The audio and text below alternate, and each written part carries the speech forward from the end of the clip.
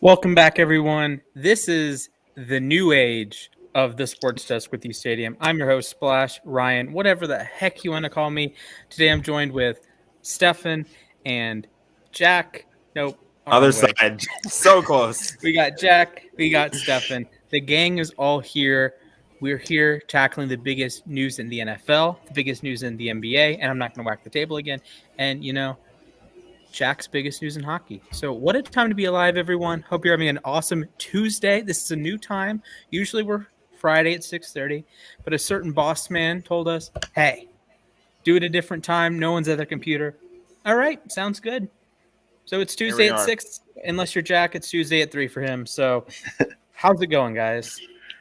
Not bad. Can't complain. Glad to be a little earlier in the week. I like the new logo going on, so it's kind of nice, a little fresh. Yeah, props to Jack. It's a fresh start. It's a good time though if you're in LA right now, particularly because the Lakers are making a lot of moves. The Dodgers today actually begins their first series since earlier in the season against the Astros. That'll be fun to see all the booing going on in Dodger Stadium. I believe Scherzer also makes his debut tomorrow, so that'll be pretty exciting. Love to see it. And then Melo is a Laker. Yeah, we have the banana boat part 2, kind of, because part 1 was with D Wade, of course. Part 2, you bring in Melo, the Olympic champion, the Olympic GOAT, honestly. And he's going to come play for the Lakers. I think, his 4th team with Portland, Knicks, Nuggets. So Lakers. Don't forget Atlanta. The one-day stay in Atlanta. Yeah, one day. Oh, boy. Oh, wow. Yeah. That Melo Hawks jersey just frankly hits different. Actually, let's do a contest. The funniest comment we get today, make sure we get a bunch of comments. The funniest comment, I will buy you a Melo Hawks jersey. Or some other comic one, like a Antonio Brown Bills jersey, Frank Gore Eagles. Michael Brocker's Ravens. Yeah, Michael Brocker's Ravens. So the funniest comment, I'm going to pay for a jersey for you. Make sure you tell me, Josh McDaniels, head coach of the Colts, even though you're not going to get a head coach jersey. But whatever it may be, Yasiel Puig Braves. So if you can think of something funny, drop it in the comments, and I will pay for a jersey of yours. That's a nice way to open the show. Yeah, let's do it. So get those comments popping. Every comment helps you out. So let's see it. Let's see some funny comments. Make me laugh on air, and you might get a jersey. I'm going to go ahead and make a comment real quick. I gotta log into my alternate account. Stefan and Jack are ineligible for. Damn it! But I don't know if anything's going to top the guy that we had last week on our Twitch stream. That was awesome. Yeah, that was funny. He put a whole essay in there calling us the Oakland Raiders of Twitch. I could do without that, but the rest of it was pretty funny. So. But that'd be the only time I'll let you call me an Oakland Raider, so I'll take it that one time. So yeah, that's fair. So let's get into it. NFL talk today. There are some big things that happened actually today. First thing I want to touch on, Quenton Nelson, one of 5 players in NFL history to start their career with 3 straight All-Pro appearances, is out with the same injury that Carson Wentz has. He's going to be out 5 to 12 weeks. Knowing Quenton Nelson, he's going to try his hardest to be back week 1, but it's not a guarantee that he's going to be back week 1. He could miss as much as a month of the season. And the Colts don't have the easiest stretch of the season early. They play teams like the Rams. They play teams like the Seahawks. They play the Dolphins. They play a certain team that I'm wearing the hat of. And they play, I think, Tennessee early on. There's an 0-5 lurking in there. But, of course, our boy, Jacob Eason, I told you he was given the reins, and the day after we said it, Frank Reich handed him the keys to the Ferrari that is that offense. We just got to see if he knows how to deliver. If he got to put his big man jacket on, or we got to call Nick Foles from Chicago and get him over there. So, yeah, it's a little hype. It would be funny if Nick Foles replaced Carson Wentz again. It's like a lingering spirit just follows him everywhere he goes. Man, I would if I'm an Eagles or if I'm a Colts fan, right, and you trade for Nick Foles, I think you're just going in the wrong direction at a certain point. At least with Eason, you have. I talked about this a couple weeks ago that there is a new breath there with Eason that you're not going to get with Wentz, you're not going to get with Foles, you're not going to get with any other retread. Say what you will about Eason as like a talent, because he was only a 4th round pick. He's not one of the blue chipper guys, although he did go to Georgia and did go to UW. But I think you sometimes need that system quarterback, if you will. Like I think system quarterback gets a little overblown. And if Jacob Eason is a good system quarterback for the Colts, they can win 11 games. They can. I think they can go 2-3 in this first 5 games. Like, I believe in the Colts. I believe in Jacob Eason a lot more than I do Carson Wentz right now, which I can't believe I'm saying. But sometimes you just need to change it up. And I think the Wentz injury might be for the best. The Quenton Nelson injury is awful and bad and very bad for football that we're going to miss one of the top, 20 players in the league, top 10 players in the league, 3-time reigning All-Pro. That's bad. But give me some Jacob Eason. And it sucks because if you're an Eagles fan, you were hoping for that first round pick, because I know he had like a contract, the stats, whatever, saying it, the better he did, the more higher that pick goes. So now the Colts are like, all right, we dodged a little bullet on that one. And the Eagles are like kind of pissed off about it. But it's the way Carson Wentz likes to go. That's unfortunate, too, when you really think about Carson Wentz. I mean, he had his MVP season in like 2017, it was 2018? Yep, 17.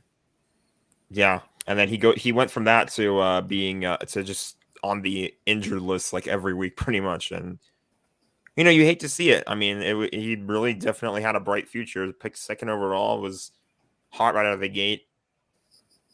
MVP talks for almost a good portion of his first part of his career. And then now it just sucks because we thought going to Indianapolis, he's going to have a nice new defense, offensive line. He's going to have everything he needs to be successful.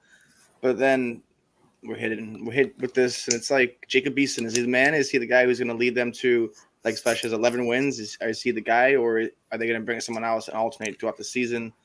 And now with the Nelson injury, it makes it even more scarier for whoever now comes in because you're missing a huge hole in that offensive line.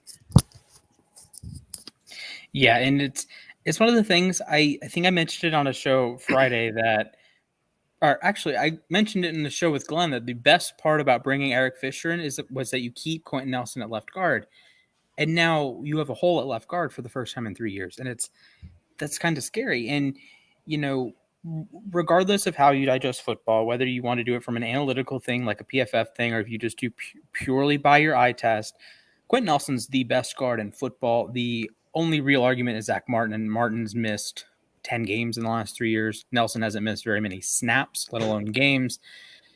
And it just sucks that you're going to miss that integral piece of that offensive line for what could end up being the most important stretch of the season for the Colts, because you're playing, a Baltimore team and a Miami team that you're probably in a wild card race with all season. And, if week 18 rolls around and Miami beat you week 3 or whatever, and Baltimore beat you week 5 or whatever, that's not ideal when you're trying to chase him down in the wild card race or in the AFC playoff picture. So while I'm not as concerned with the Wentz injury, I am very concerned with Quenton Nelson. And that hurts Jonathan Taylor's stock just a little bit also, I believe.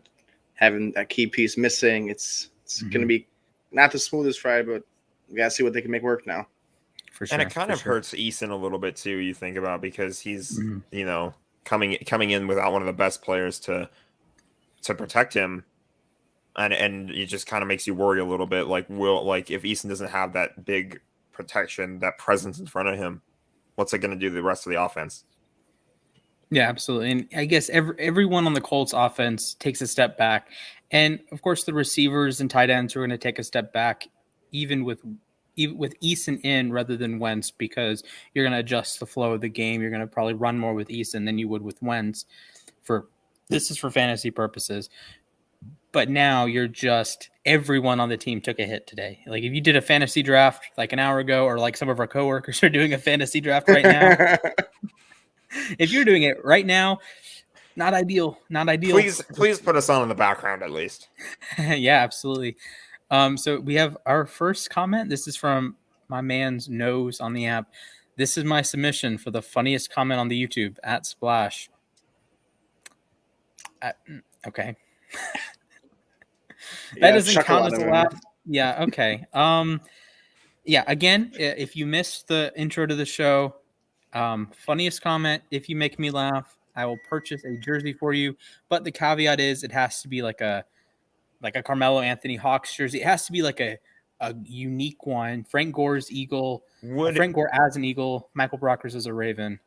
Would Fanatics even let you get one of those? I'm sure I could customize one.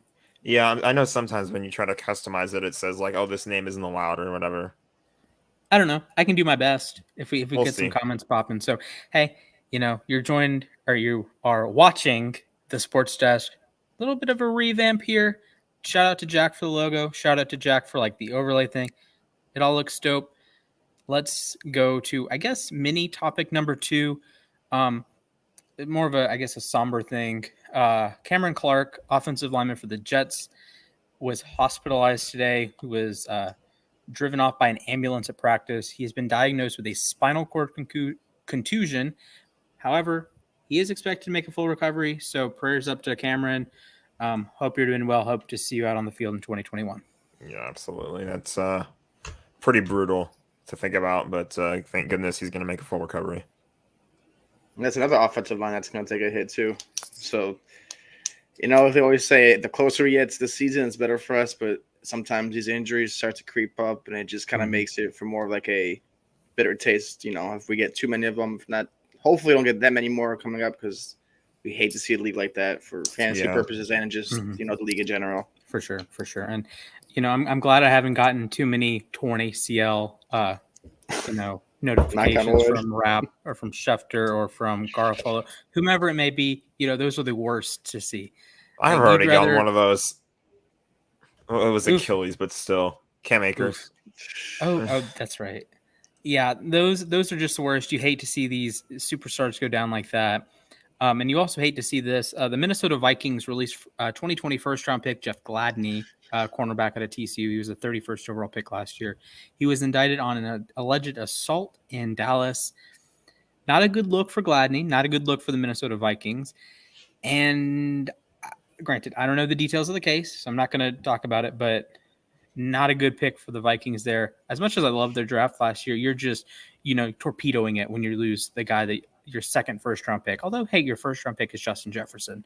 So if you're building up the hierarchy of first-round picks last year, 32 is Isaiah Wilson, because he only played 3 or 4 snaps, and all of them were kneel downs. 31 is Jeff Gladney now, and 30 is Patrick Queen for the time being. So congratulations, Patrick Queen. You are no longer the second worst player in your round. So congratulations. Yay. We got another comment. This is from Jaden. Lamar is a running back. Ha ha. I'm so original and funny. Haven't heard that before. If I had $1 for every time I've heard Lamar is a running back, I could pay for Lamar's contract that he's going to get in a couple weeks. Actually, I don't know when he's going to get his contract, but whenever it is, it's going to be a fat one. Whenever it happens. You're going to have to go live after that one. And then just actually, that might be fun because everyone is going to be like, Lamar is a running back. Why did you pay him $50 million? And it's like, okay, cool. If he was a running back, that would help the Ravens out a lot. Just saying. It would. Some other news, minor news out of camp. There was also another bit of a scare with Matt Stafford. He hit his thumb on a helmet, kind of similar to what happened to Jared Goff last year. Of course, we know what happened after that because Goff had a broken thumb. And this was a bit of a scare too because this was Stafford's surgically repaired thumb. So it was a little bit concerning, but he was X-rays came back negative. So that was a good way to get a heart attack yesterday to see him get hurt. And I was like, don't tell me we're going to start with this already. Like, I get that Stafford is a guy who's come back from this sort of thing before, even in game 2, he's done it. Mm-hmm. But we're going to start like this already. Like, we're going to have news about it, but no, he ended up being just fine. They had to humble you guys a little bit in LA. You know, the last week or so has been nothing but hype shows. So, like, it's a little scary in there to see how they view. We were already humbled with Akers going down. Yeah, it's a good way to open up training camp. You know, far from ideal there. Unfortunate start. And he's gonna miss because the Rams this is their first day in pads, and he's gonna miss the first day in pads. But I don't think it'll be a huge deal. They got preseason. I think it's one of those veterans, like a handful of people that don't have to play or practice. Really, they just know as long as they're consistent with the playbook and all that kind of stuff. But Stafford's a good person in the league, good quarterback to have. And did you even see that comment he said earlier? I think it was yesterday, today, that he let the Lions down when he was there. That he let the Lions. I think. Yeah, he made a comment that he's like, it was something along the lines of he let them down. And I'm on Twitter. I'm like, I have to chime in. I'm like, there's no way you left Detroit down or let him down. There's no way. If I think it's the other way around. It's the organization that stripped this man of what could have been. Like, I get it. He loves Detroit. We drafted him. All that kind of stuff that you could say, but to put the blame on you at the end of the day. Splash seems like he has a point. Okay. Hear me out. Matt Stafford is the consummate professional there. You can say, well, the Lions let him down more than Stafford let them down. But at the end of the day, if you're the quarterback, you have a certain responsibility to deliver your team to victories and deliver them to a Super Bowl. Sure. Stafford didn't do that. Stafford was the number 1 overall pick in 2009.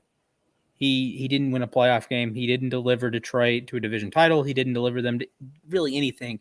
So as much as we want to blame the Lions for being inept, and yeah, certainly the Lions are inept. They went 0-16 to get freaking Stafford in the first place. And you had Calvin Johnson, perhaps the greatest wide receiver ever, retire in the middle of his prime. You had perhaps the greatest running back ever retire in the middle of his prime. Granted, that was before Stafford came along. But I understand the pushback, but Stafford's not without blame. This is a quarterback failed, team failed. I would imagine, Jared Goff probably would have said the same thing had someone asked, hey, do you let the Rams down or did the Rams let you down? Well, hey, the Rams, it's harder to make that argument, but there were times that the Rams let Goff down. And there are times that Goff let the Rams down. And it happens with every quarterback. It happens with every team. There are times that Brady let the Patriots down. There are times that Brady played like crap and the Patriots won anyways. And there are times that the rest of the Patriots forgot how to play football and Brady was awesome, like Super Bowl 53 or Super Bowl 52. Again, every quarterback goes through these, ebbs and flows that sometimes it's more about them. Sometimes it's more about the team.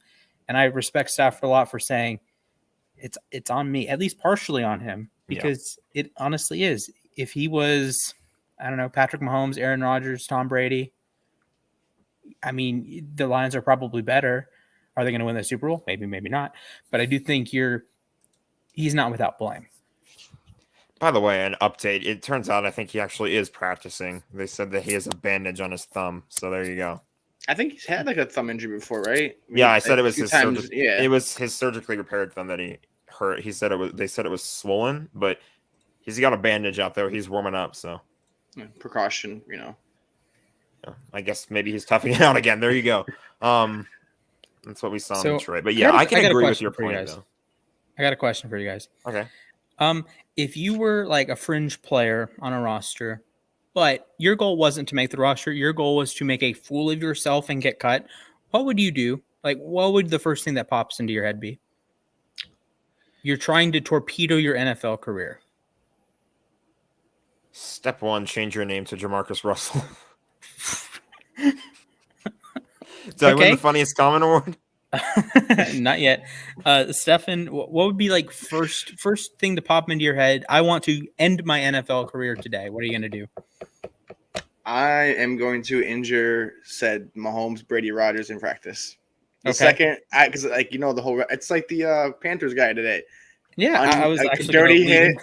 Sorry, a dirty hit. You're cut. If I'm a player that's not like, if I undrafted or if I'm just a walk on, you got to do that, because if you're going to hit someone else, you're like, oh, this guy is whatever. But if you're going to touch the upper echelon of players, anyone in that threshold, you're done. You injure that person in any kind of way, shape, or form, and they will cut you within seconds. So as as Stefan mentioned, there's a Panther today that drilled one of his teammates in the head.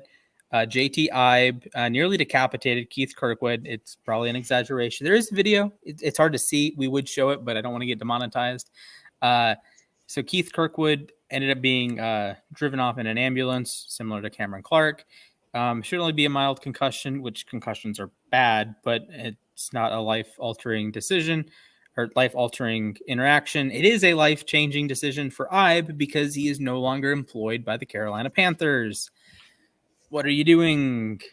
Like a lot of defenseless teams receiver. are cutting players quick. I've noticed, like, they're not taking that, like, you hit someone, you're gone. Like Vikings, you have an assault done, Panthers done. It's like teams are starting to be locked down. Like, we can't play this crap anymore. Either you play by the rules or you do what we say. And then we saw 2 times now.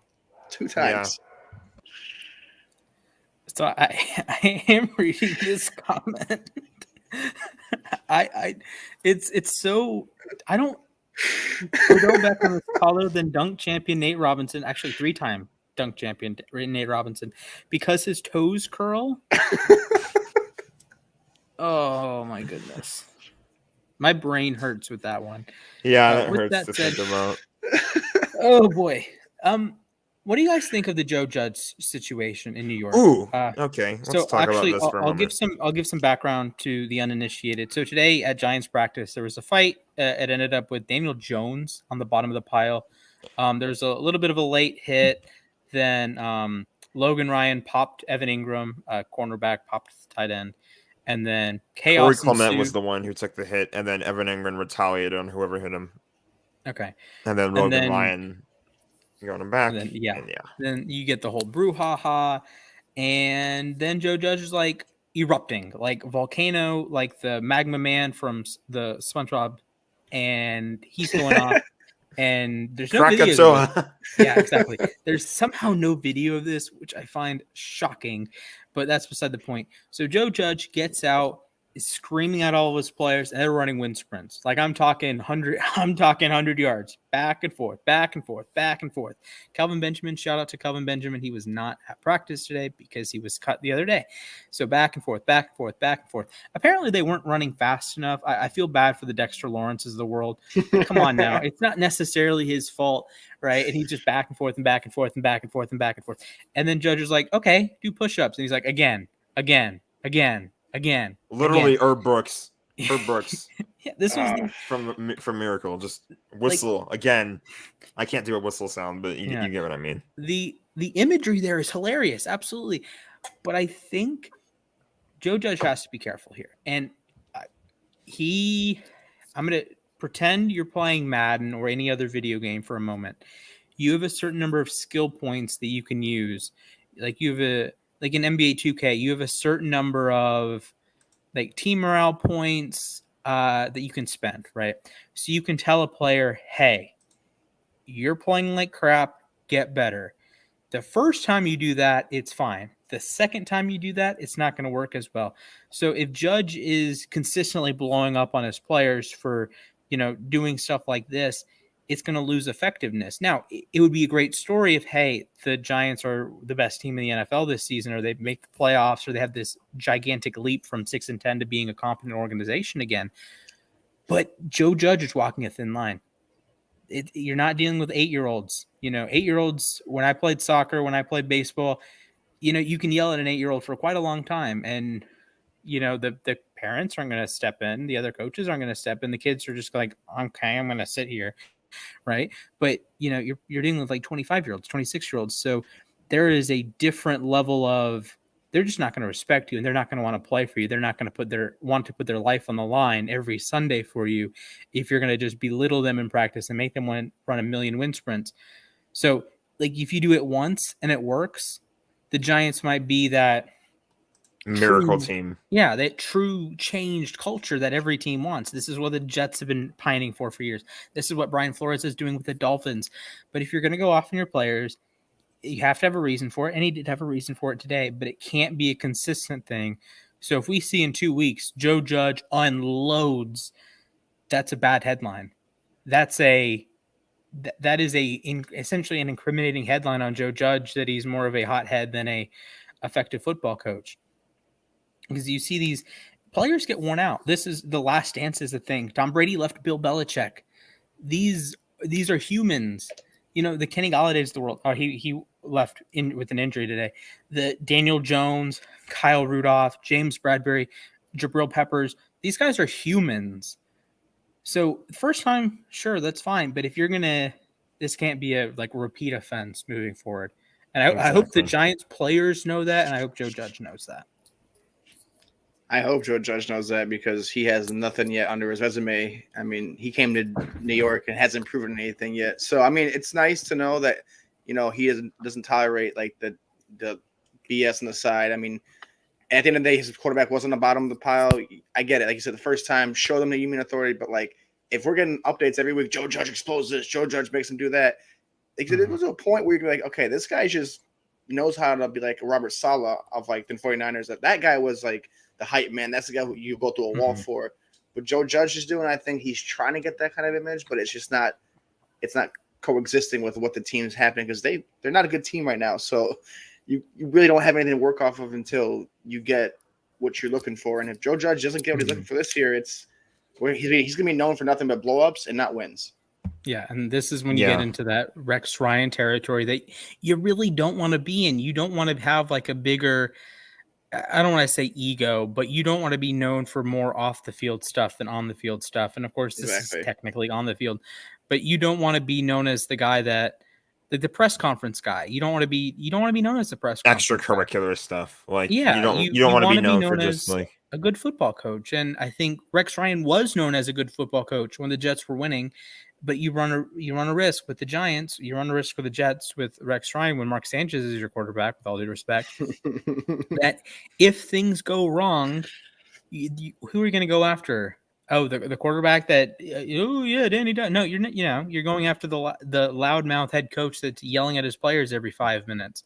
So I get it. I get today. I understand. I've been mad at people before, but if it is a recurring thing, that's an issue. I'm out. It is an issue. You're probably going to lose the respect of the locker room. Things are probably going to, fall apart. And it's at the end of the day, just what if you're a Giants fan watching this right now, what you want to hope with Joe Judge is that this, it woke up the players a little bit, that they can't get into the whole extracurricular stuff. They can't just be, because these are proven players too. I don't know what kind of pre-existing thing would happen between Evan Ingram and Logan Ryan that would make Logan Ryan just unload on one of his teammates like that. But and you can't do that in the game. Joe Judge is probably hey, doing his thing first time, but he's also telling his players, listen, you do this in the game, you have a ref. They're not going to sit there and play around with you and but they're gonna fine you. They're gonna do something that will get ejected. Exactly. If you get ejected and you're say someone that's gonna help the defense, your offense, you just screwed your team over, and now Joe Judge is gonna go off on you again. So be a good guy. Go off on your team. Make sure they know what you want from them, the standard that you're setting. But at the end of the day, don't make it a recurring thing where it's Joe Judge went off again this week, next week. Oh, the Giants are 0-3. It's it's gonna just boil down to a point where they won't trust him. The friction will be in the locker room, and then next thing you know, we're talking Joe Judge on the hot seat. Exactly. Absolutely. And they have a promising season. Yeah, go ahead. They have a promising season with the acquisitions. They're looking like a better team. So don't let this derail them, because it's going to be sad to see what we thought they could go into this season and end up being what they usually are. Yeah, and I do want to throw it out there that last week when we did the segment on potential head coaches that could be fired, we didn't say Joe Judge. We said Joe Judge is going to be fine. We said Rivera is going to be fine. We said Mike McCarthy might be on the hot seat, and Nick Sirianni probably gets a second year. But oh man, this changes it. Yeah, if this continues, now I'm not saying it will. Let me be very honest that from what I know about Joe Judge, I don't think it's going to be a recurring theme, because I think Joe Judge knows as well as anyone. He worked with Bill Belichick, for instance, that there's a certain give and take you have with players. There's a certain give and take you have with any relationship, whether it's a coworker, a friend, a love interest, whatever it may be. There's a give and take, and if you try to take too much, and if the players in the locker room deem that Joe Judge is trying to take too much from them without giving in return, that's when it can get ugly in a locker room, and that's when you can say, "Oh, the 5-12 Giants fired Joe Judge." Why did they fire Joe Judge? Because he's may not be a player's guy. I'm not saying he is, but this sets a dangerous precedent because he can't go back to this well again without making his players mad. It's like a good halftime speech. If you say the same thing every week, the players are going to drown you out. And that's when there's a disconnect. Exactly. So speaking of repetitive, these shows are a little repetitive when we don't have football, but something's changing Thursday night. Football Pittsburgh is Dallas. back. Let me put it to you this way.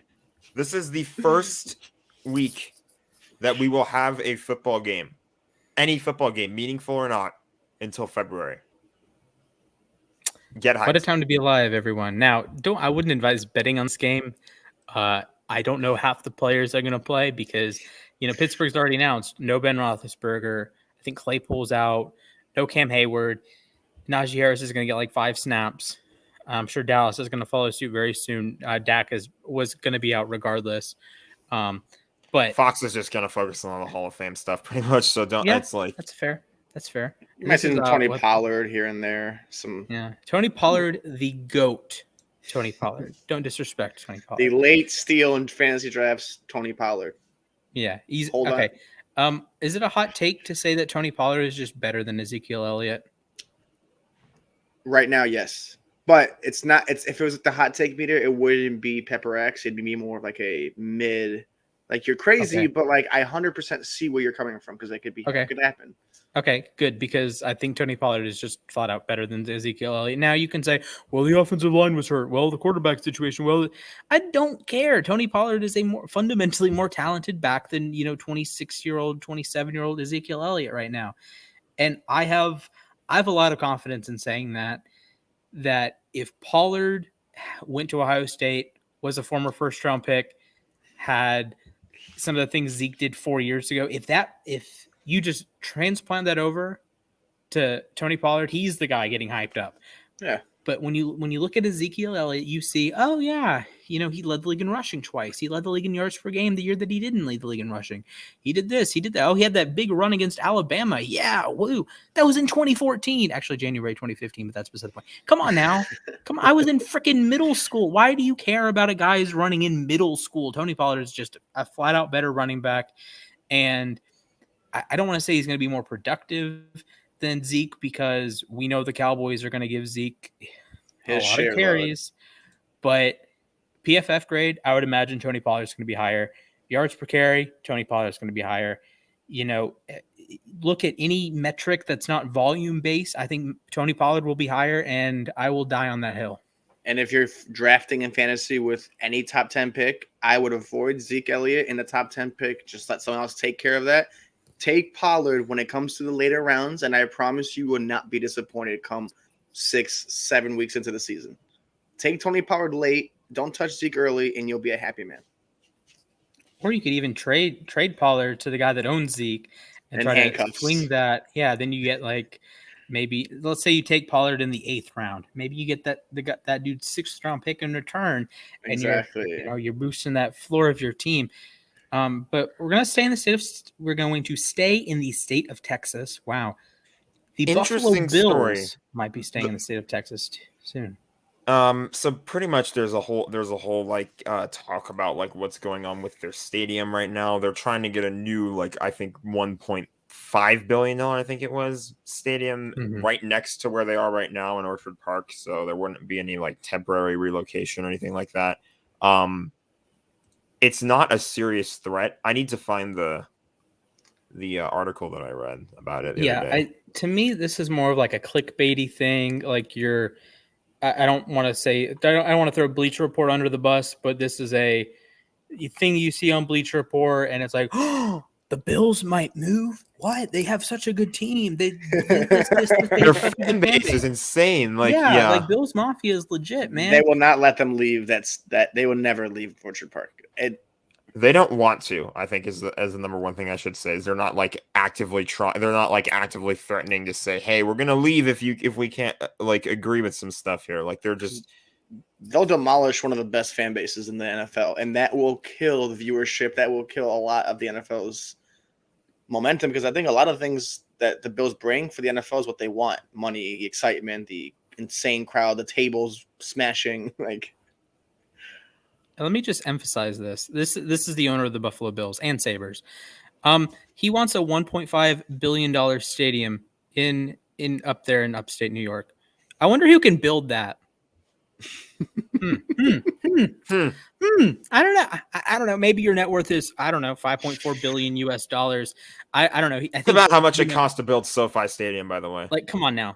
You're one of the 520 richest men in the world, and you can't build a friggin' stadium. Oh my goodness. The rich asking for money from others. Oh, come on now, Buffalo. Come on, the state of New York.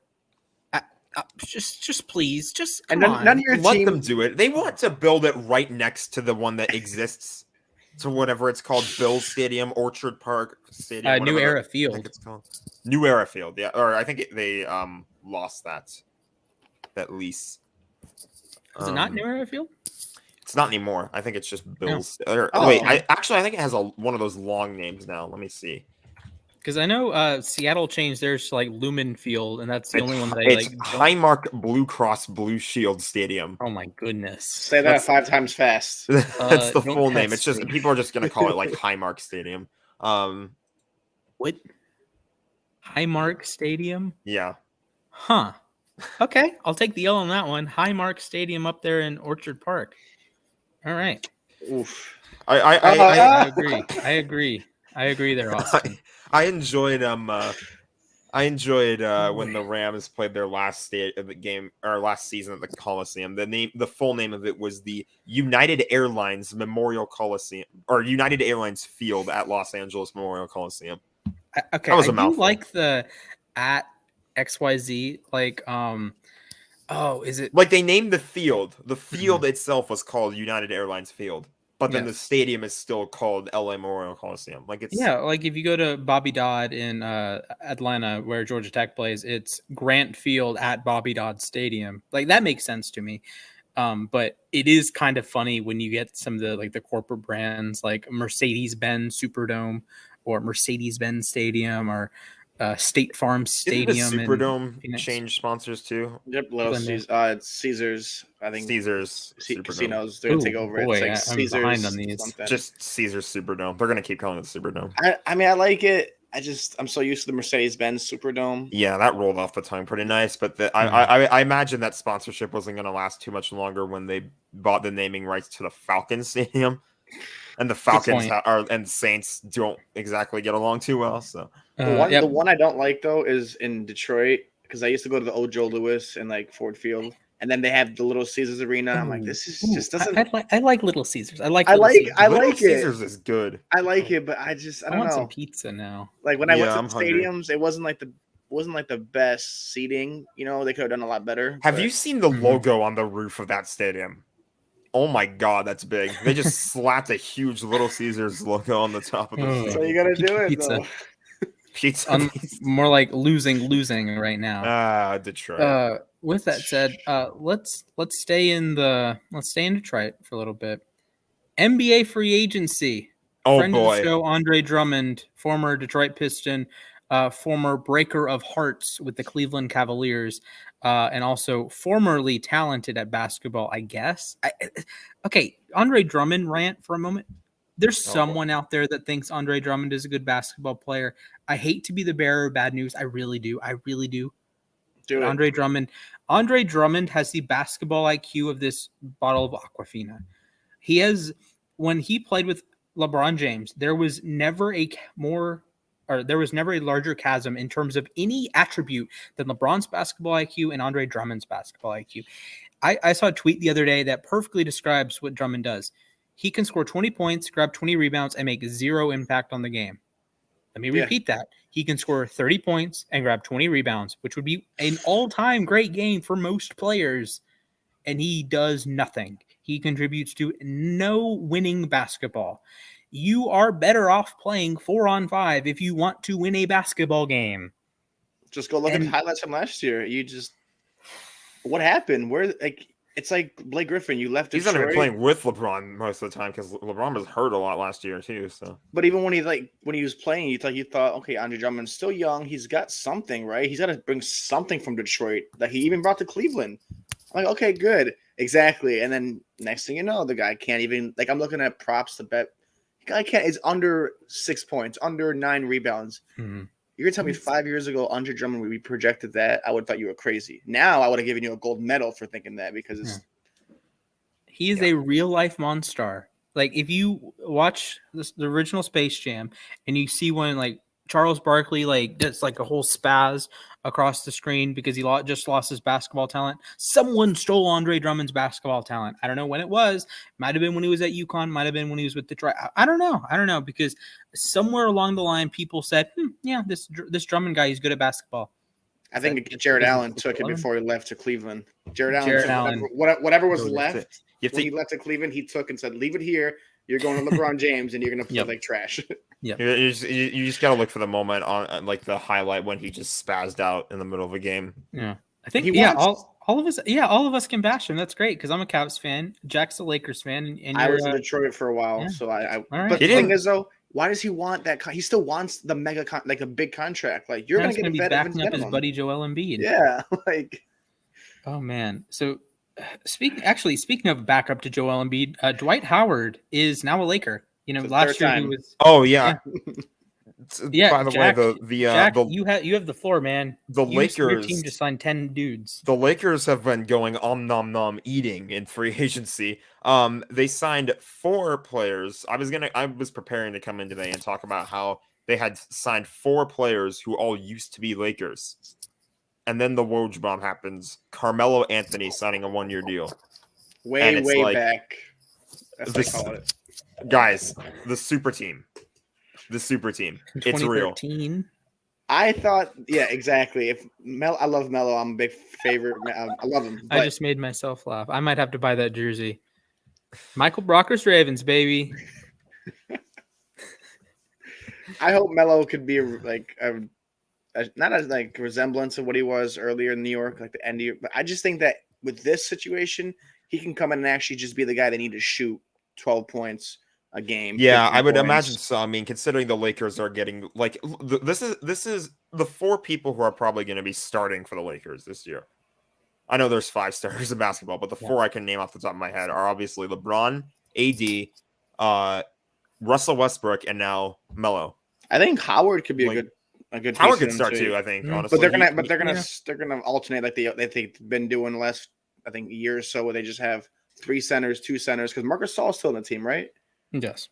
Okay, so they're gonna probably switch Marc Gasol and a little bit Dwight Howard, which is not bad, but it's just I think they're gonna win. I think the Lakers just do it again this year.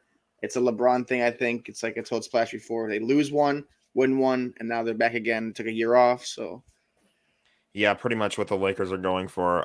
They signed. One of the signings I love that they had. It was a 3-year deal with Taylor Horton Tucker. I love that. Mm-hmm. Dude's gonna be a legend.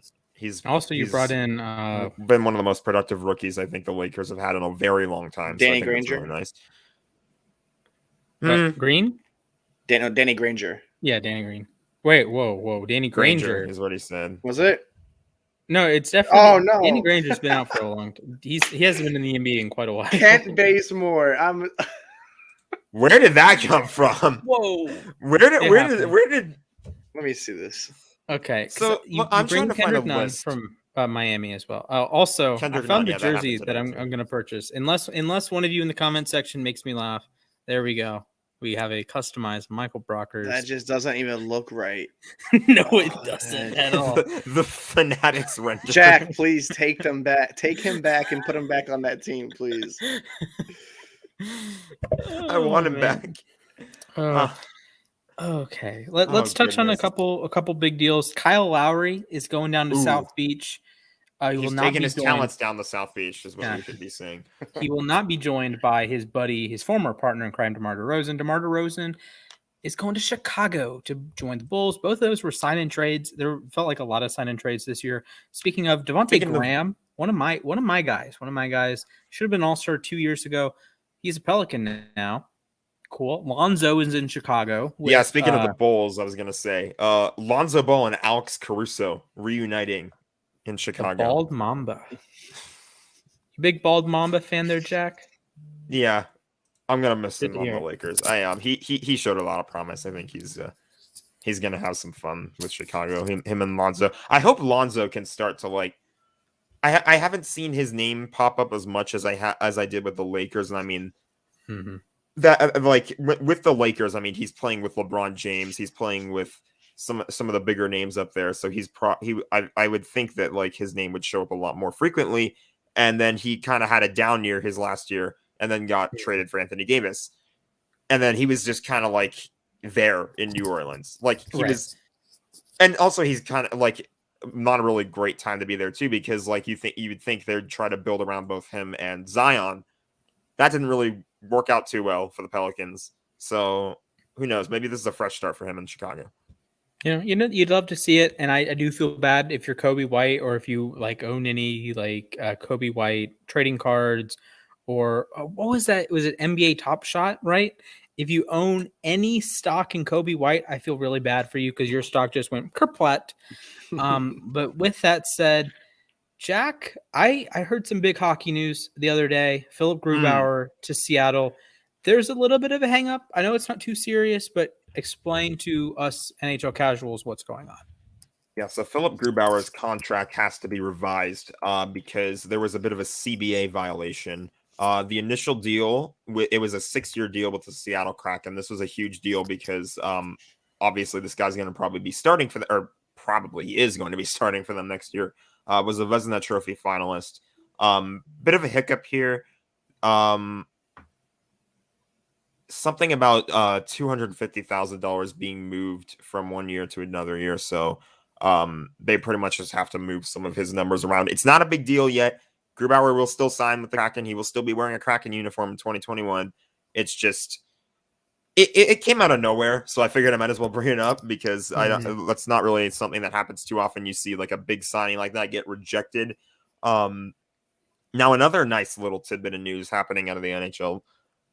So Marc-Andre Fleury gets traded. He wins the Vezina Trophy, makes we won't call it the Western Conference Final because they played against Montreal, but he made it to the semifinals. Like Clarence Campbell final, Clarence Campbell Bowl.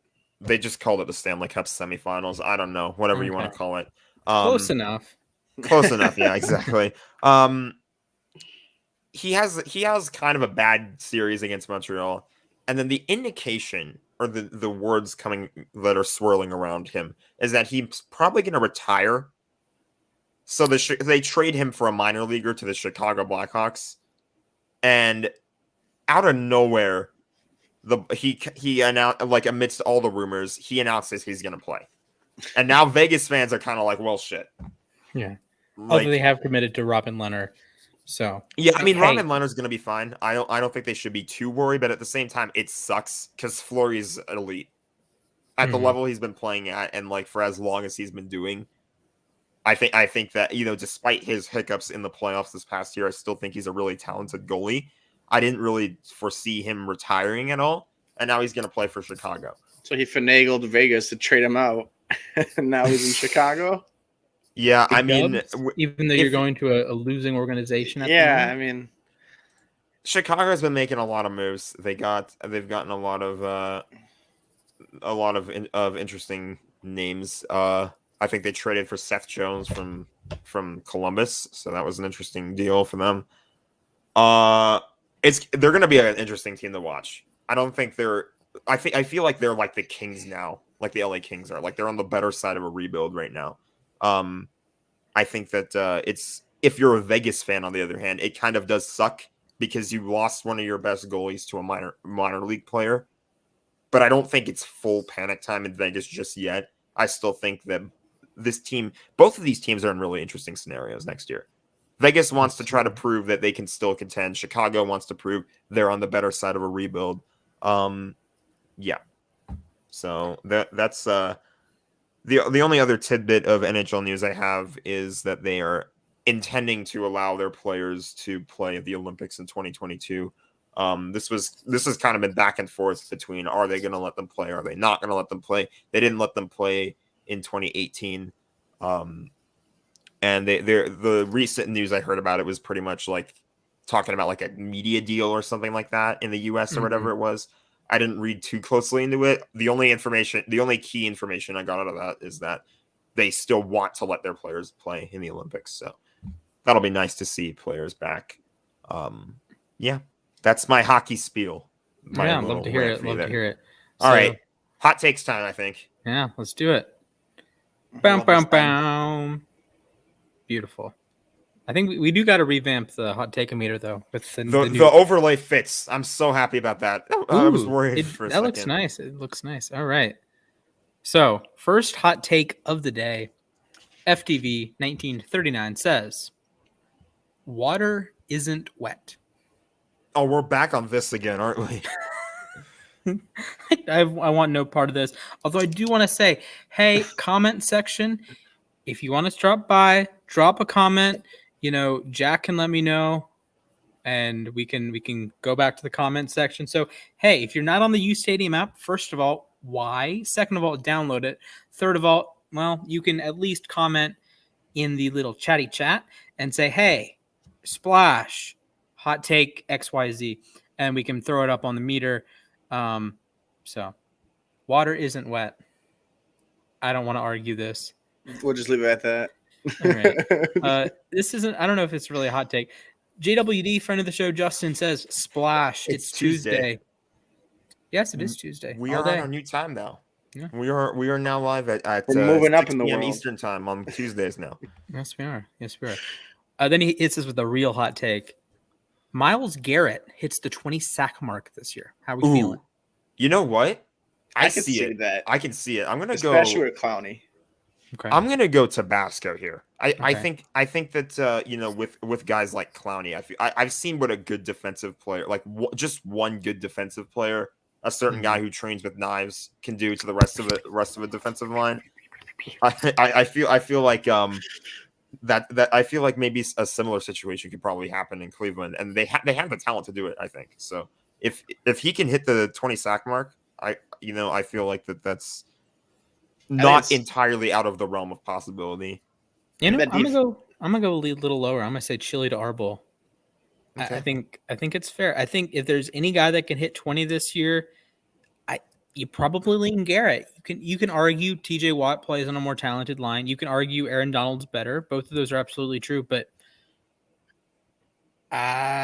something's in the water up there in Cleveland. I think this year's going to be a really good year for them. Defensively, I think they were good last year. I think this will be the year they have all the statistical numbers. I think Garrett can at least attain to anywhere between 18 to 20 sacks easily.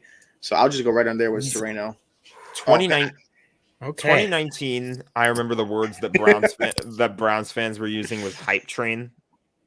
I think now might be a fair time to get on the hype train. So and honestly, I think the hype train is on Mars right about now, because they added so many pieces in free agency. I mean, you're talking John Johnson, Troy Hill, Jadeveon Clowney.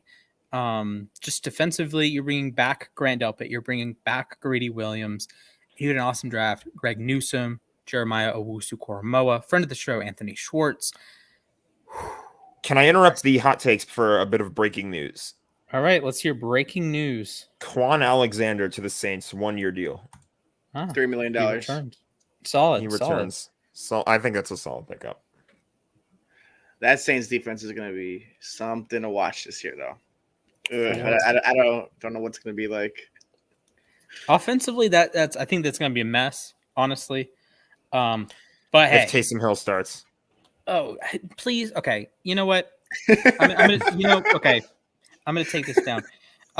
This is a public service announcement to the Chicago Bears, the San Francisco 49ers, and the New Orleans Saints. If you do not start the following quarterback, you are actively waving a white flag.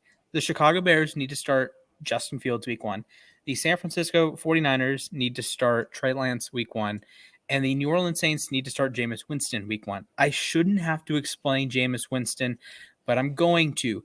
He brings you a much higher floor in that offense than Taysom Hill does. Now, I'm not arguing that Taysom Hill is an untalented football player. He's awesome. He does a lot of things really, really well.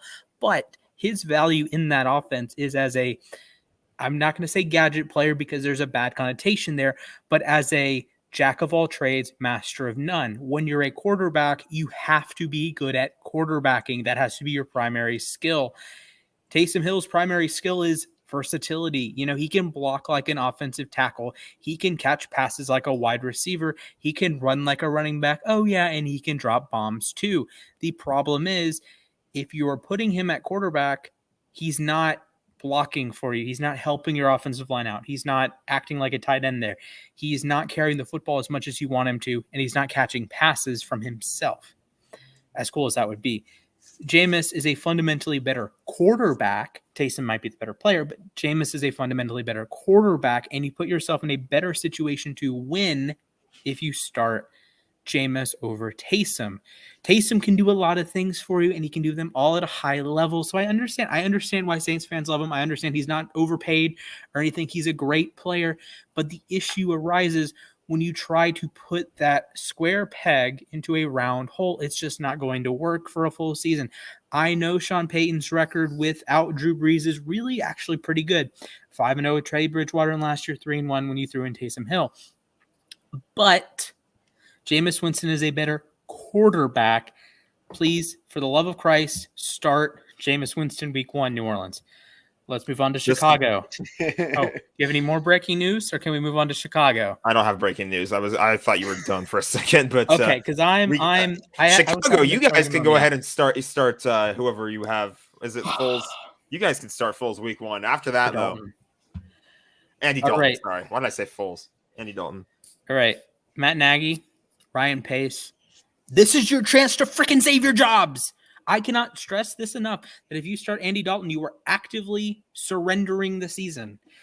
There are only a handful of players in the draft class that said, "Hey, I am open your Super Bowl window if you draft me." Najee Harris of the Pittsburgh Steelers, I've covered extensively on this channel, but Justin Fields and Trey Lance, to a lesser extent, I'll get to Lance in a second. Fields and Lance are also that option of, hey, actually Mac Jones is, but I don't think he's that much worse than Cam. What Justin Fields is going to bring to the table is a higher floor. Whoa, Ryan, how does a rookie bring a higher floor? Don't rookies suck? Justin Fields is a different kind of rookie for 2 reasons. 1, he is incredibly accurate. That matters at the NFL level. And 2, he is an incredibly dynamic rushing threat. He was getting draft comparisons to Cam Newton. Let's just put that into perspective. Cam Newton, Heisman winner, number 1 overall pick, former NFL MVP, Cam Newton as a runner.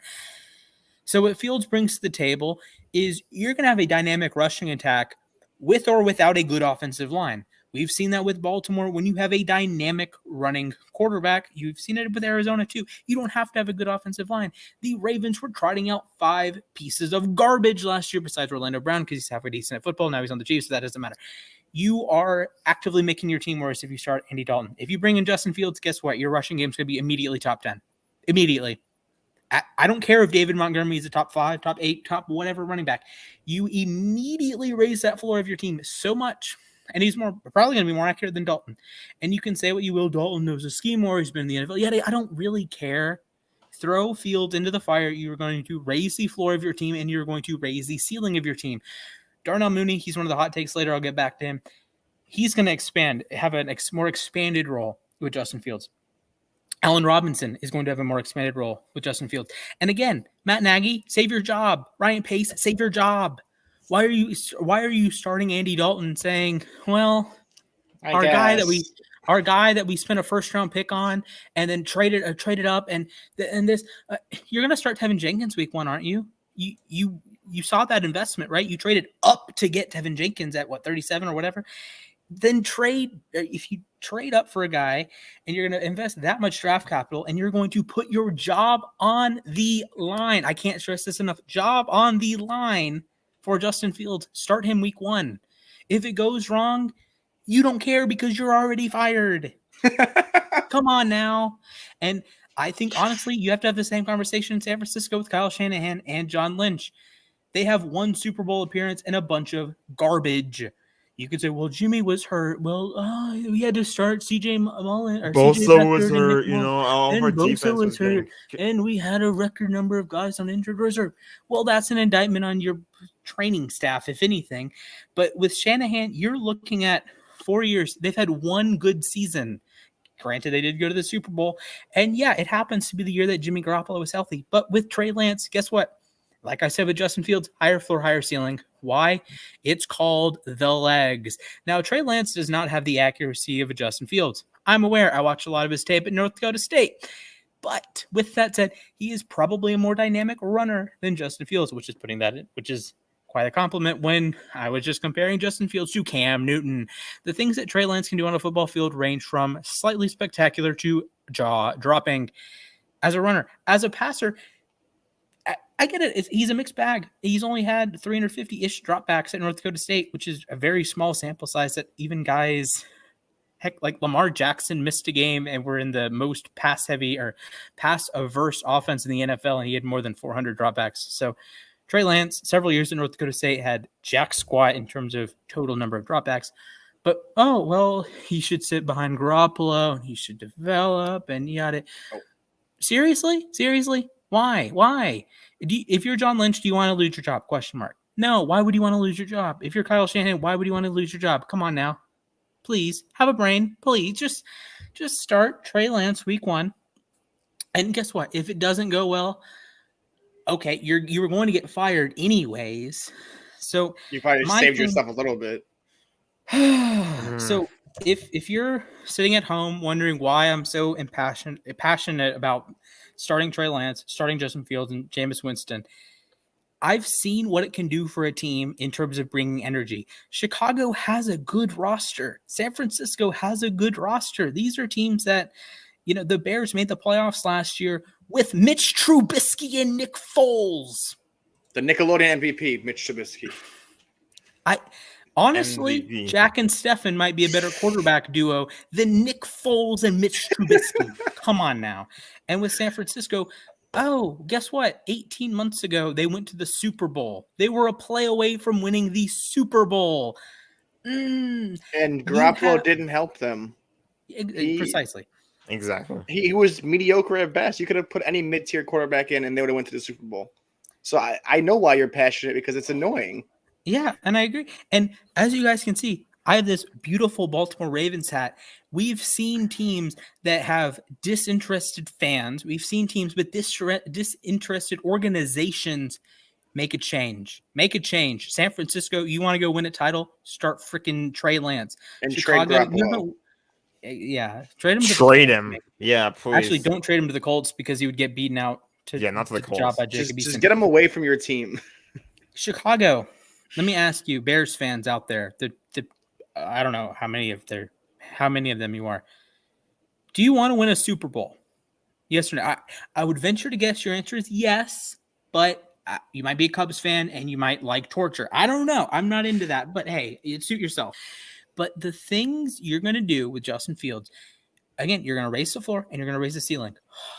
What an idea. What an idea. And I want to go back to what I'm saying about the Ravens. In 2018, the Ravens started 4-5. 4-5. They went into the bye week and said, this Joe Flacco thing isn't working out. Let's go to Lamar Jackson. What did they do the next 7 weeks?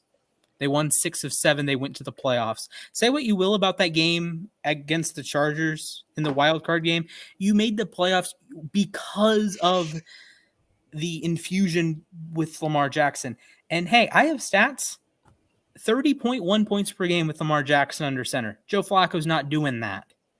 So say what you will about, he's not polished yet. He's a project, not a prospect, like Colin Cowherd said about Lamar Jackson. I don't care. I really don't care if Trey Lance isn't NFL accurate right now. Jalen Hurts wasn't NFL accurate last year, but he was able to move the football and he raised the floor of what the Eagles did. And until the Eagles intentionally lost week 17, they brought in Nate Sudfeld. Are you kidding me? That was a mess. That was a mess that we could go on about for days. Just honestly, San Francisco, the state of California, Chicago, the state of Illinois, please, for the love of all things holy, just start Fields, start Lance. I understand your reservations. Well, Dalton and Garoppolo, they understand the offense. They're better quarterbacks. They do that. No, stop it. Stop it. Both Lance and Fields raise the floor of that team. And then you obviously know they raise the ceiling of that team because that's why you drafted them.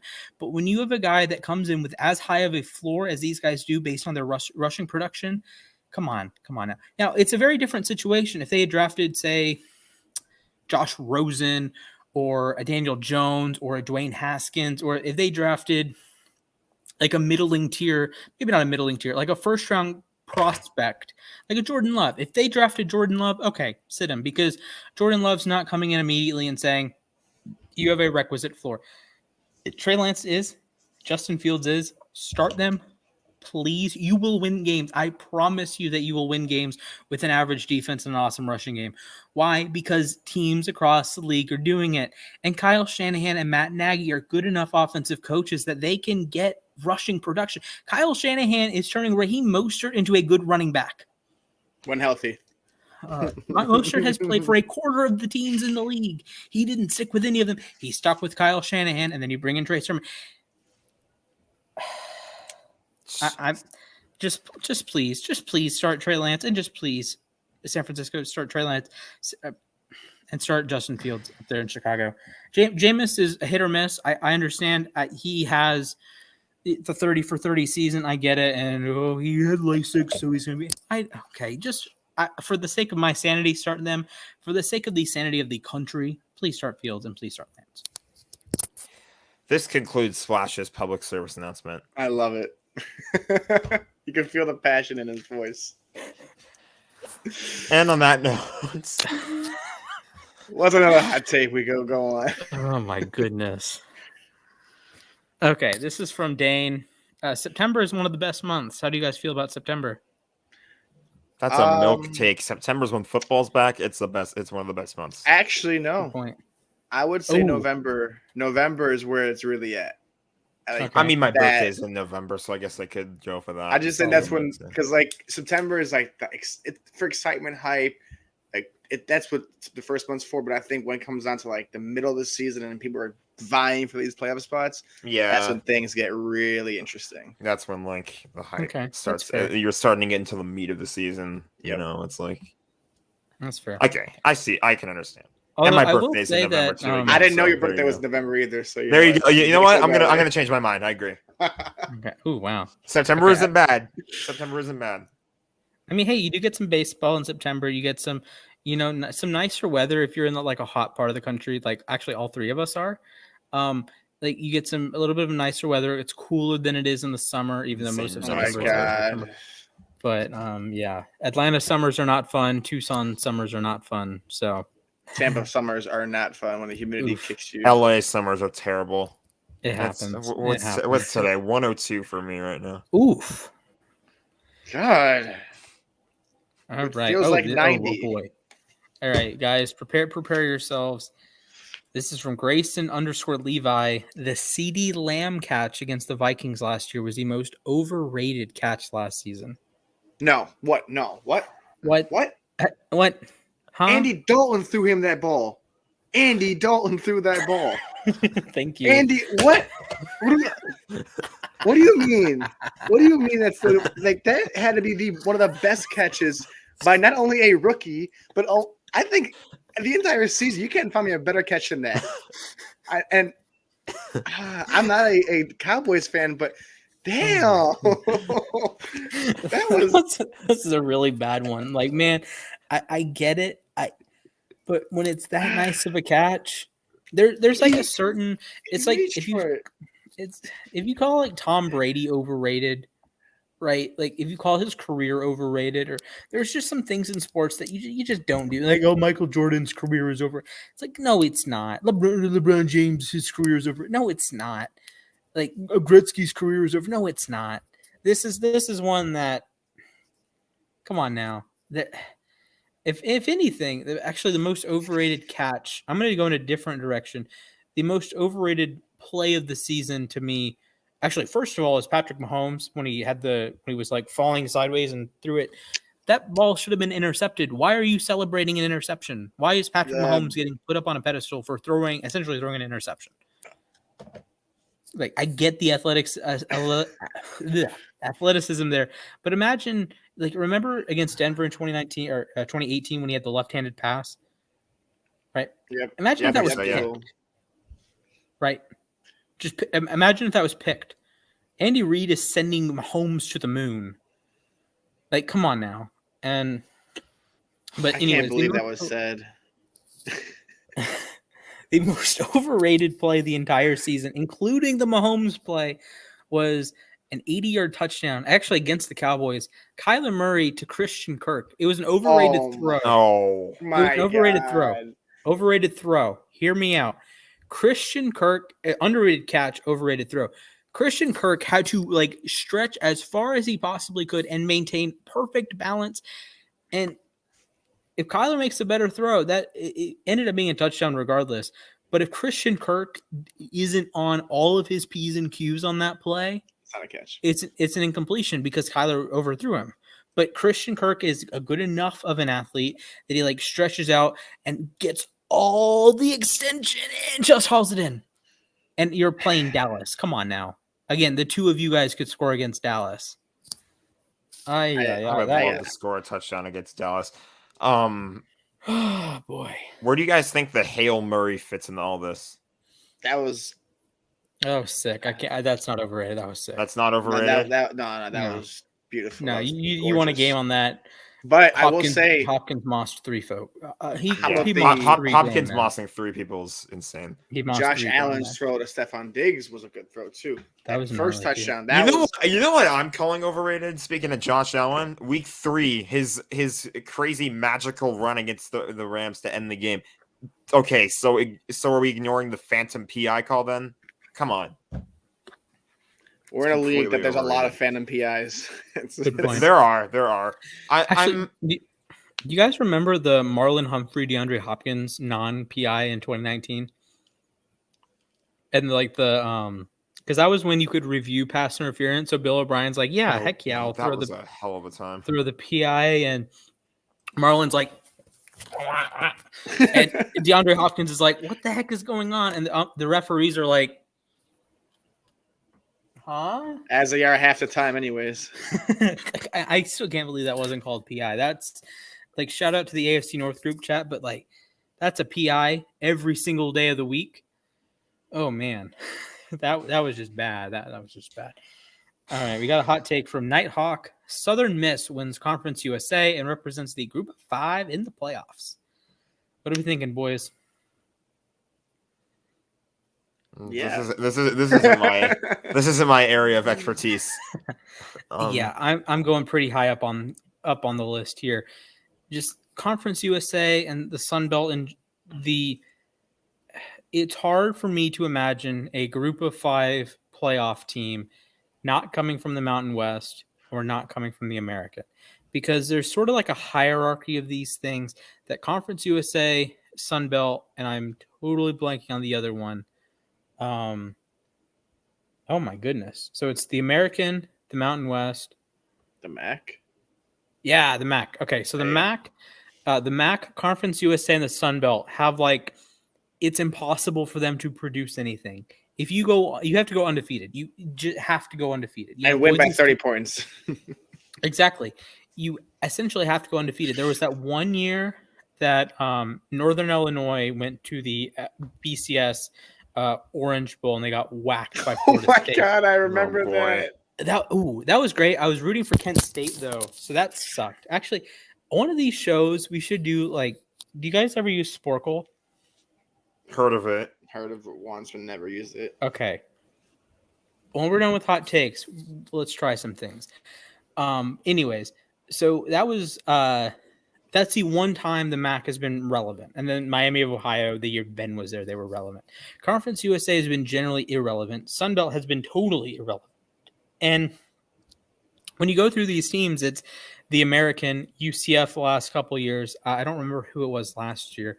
But the UCF went to back-to-back. Memphis played in the Cotton Bowl against Penn State.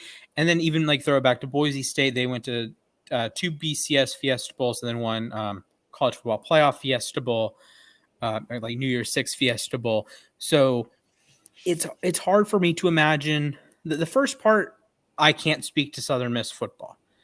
The second part, I'm 99% sure a Conference USA team would have to have a wacky, I'm talking wacky year to represent the group of 5. I'm talking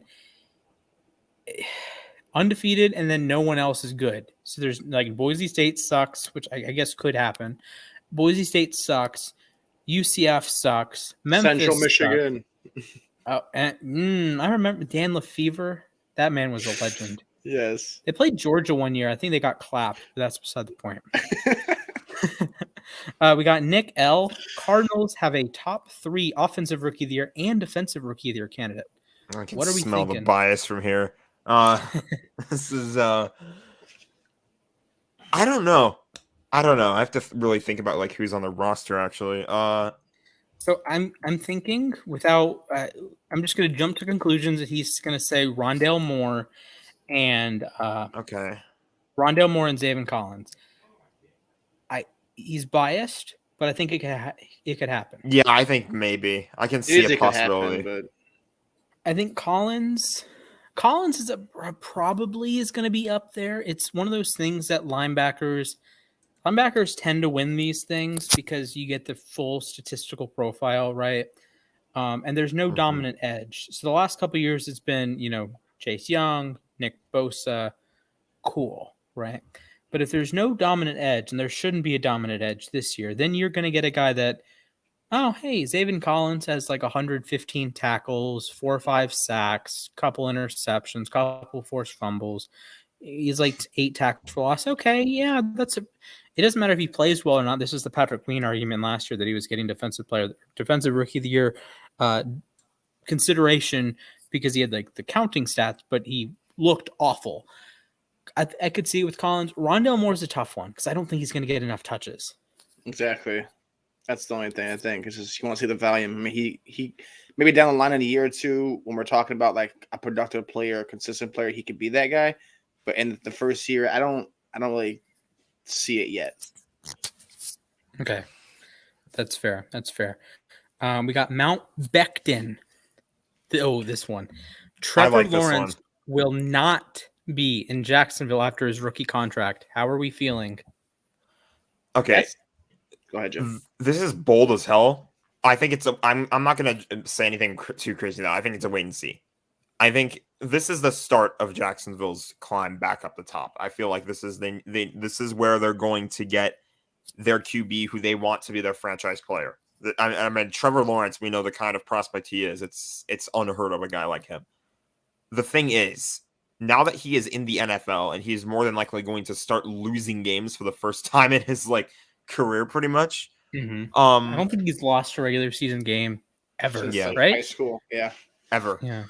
The Jaguars literally have to go undefeated for that to change. So, or for that to keep going. So, this is a wait and see because you have to not only see how he lives up and measures up against the NFL, but also can you build around him and can you build a winning team around him? So far, I think some pieces are there. But it's really the proof is in the pudding.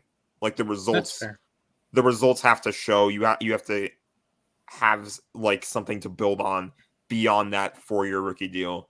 Mm-hmm. I'm pretty much saying the same thing over and over again, but you get what I mean. Mm-hmm. It has to be there.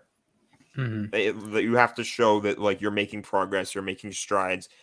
If you are, and more importantly, is he happy there too?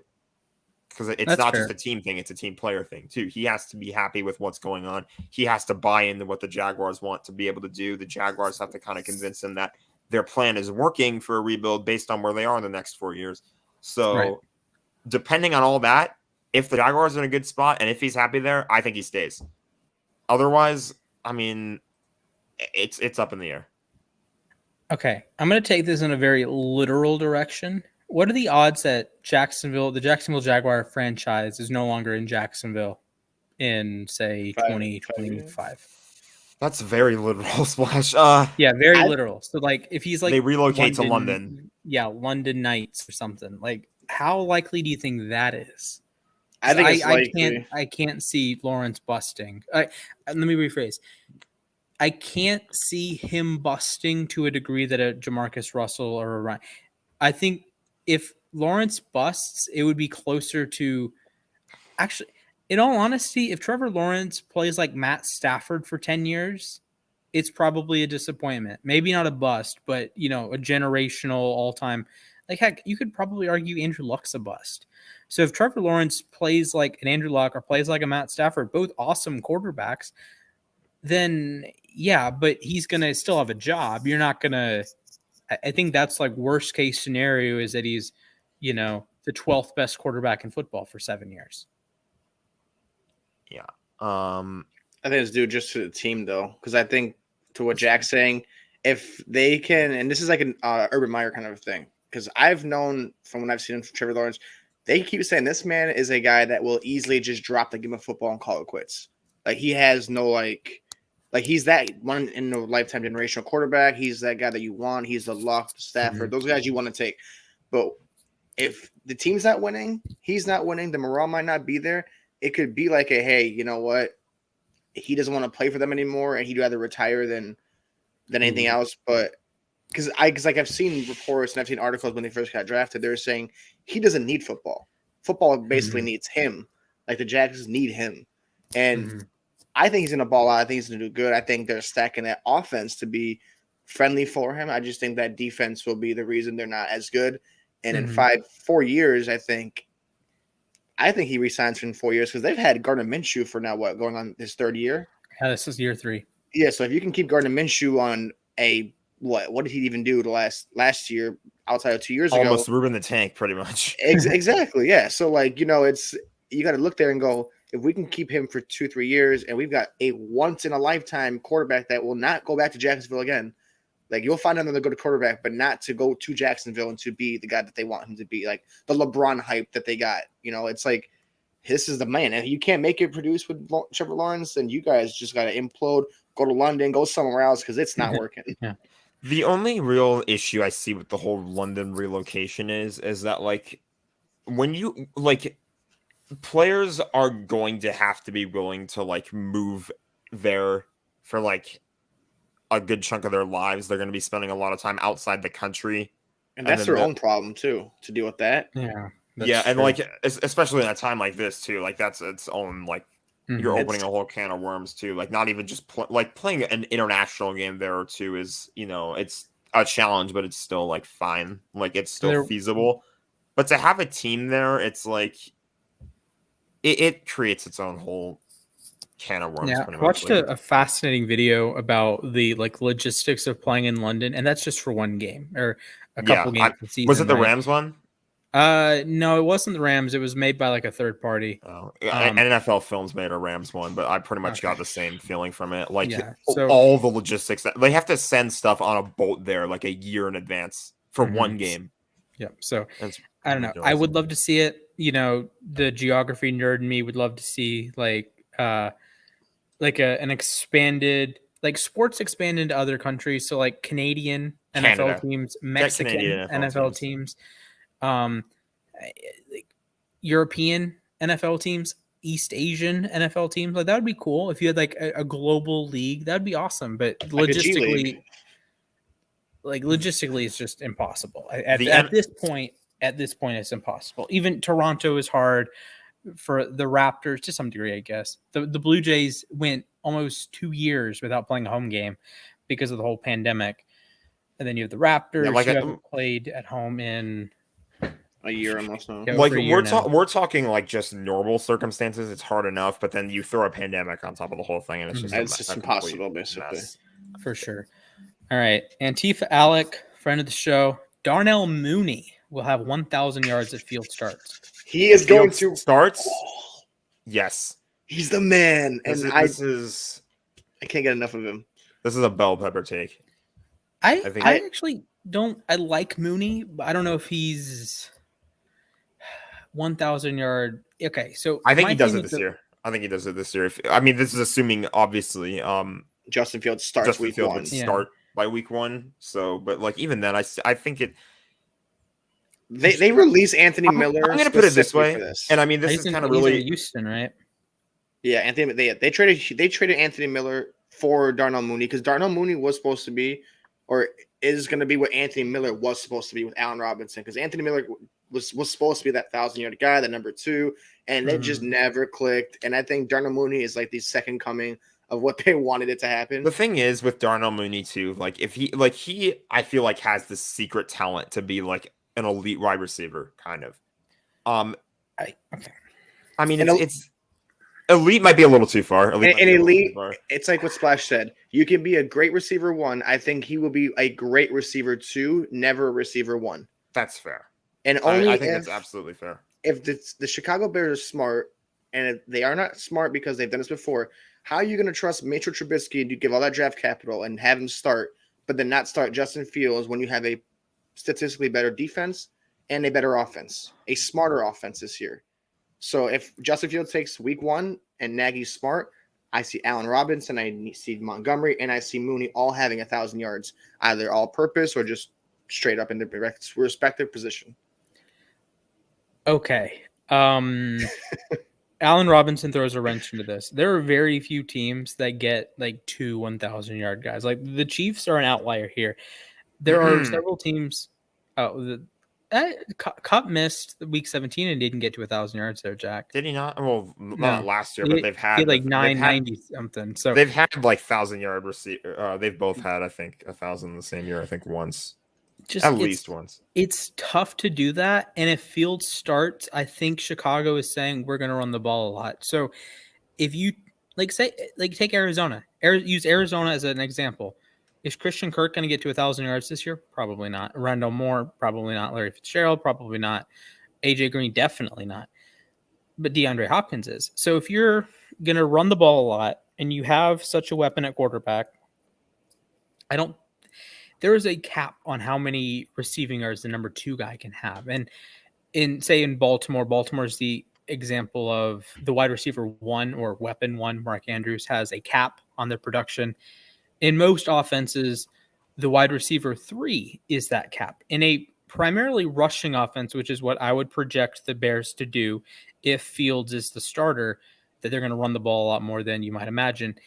If you do that, well, then guess what? You're putting a cap on your number 2 receiver. Allen Robinson's still going to eat. DeAndre Hopkins is still going to eat in Arizona, and I would imagine Kittle would eat in San Francisco, regardless of the quarterback. But that number 2, whether it's Samuel, whether it's for the love of Christ, please don't be AJ Green. Samuel for San Francisco. So Samuel / Ayuk, that's a little goofy. Both are awesome players though. And then this applies to Mooney that I don't see the availability of yards in that offense if Field starts. If Dalton starts and you're just saying, okay, we're going to wave the white flag, we're going to end up passing a lot more than we're going to run. Okay, sure. Oddly enough, if Field starts, I think it makes it more unlikely for me. So if Dalton were to start, I would say Serrano, but with Fields, I'm going to lean more Tabasco. I think there's a solid chance it happens, and of course, we've never seen like a 17th game and what it's going to do to stats yet. But I don't know. I don't trust. There's a lot of unknowns. Chicago. I feel like too. There's a lot of unknowns because like we don't trust them, but like nobody trusted Justin Herbert and look what he did. That's fair. Yeah, and especially in a league that's pass heavy as it is. It might not have been realistic, say, a year ago, 2 years ago, but seeing what last year brought and what this year's bringing, I can probably name off the top of my hand 5 duos, almost trios, that will be almost not guaranteed, but I could promise you would get 1,000 yards each. And I just feel like that like, say, the Bucks, the Cowboys, Chiefs, Vikings, and then also the Browns. I think 2 guys, and then like Chubb and Hunt, like. I think that Chicago defense, even regardless, I think of Andy Dalton and Justin Fields, it's just there's so much to give in that offense. Tariq Cohen's still healing from the ACL. Montgomery's going to have, I think, 500 receiving yards this year, if anything. Okay.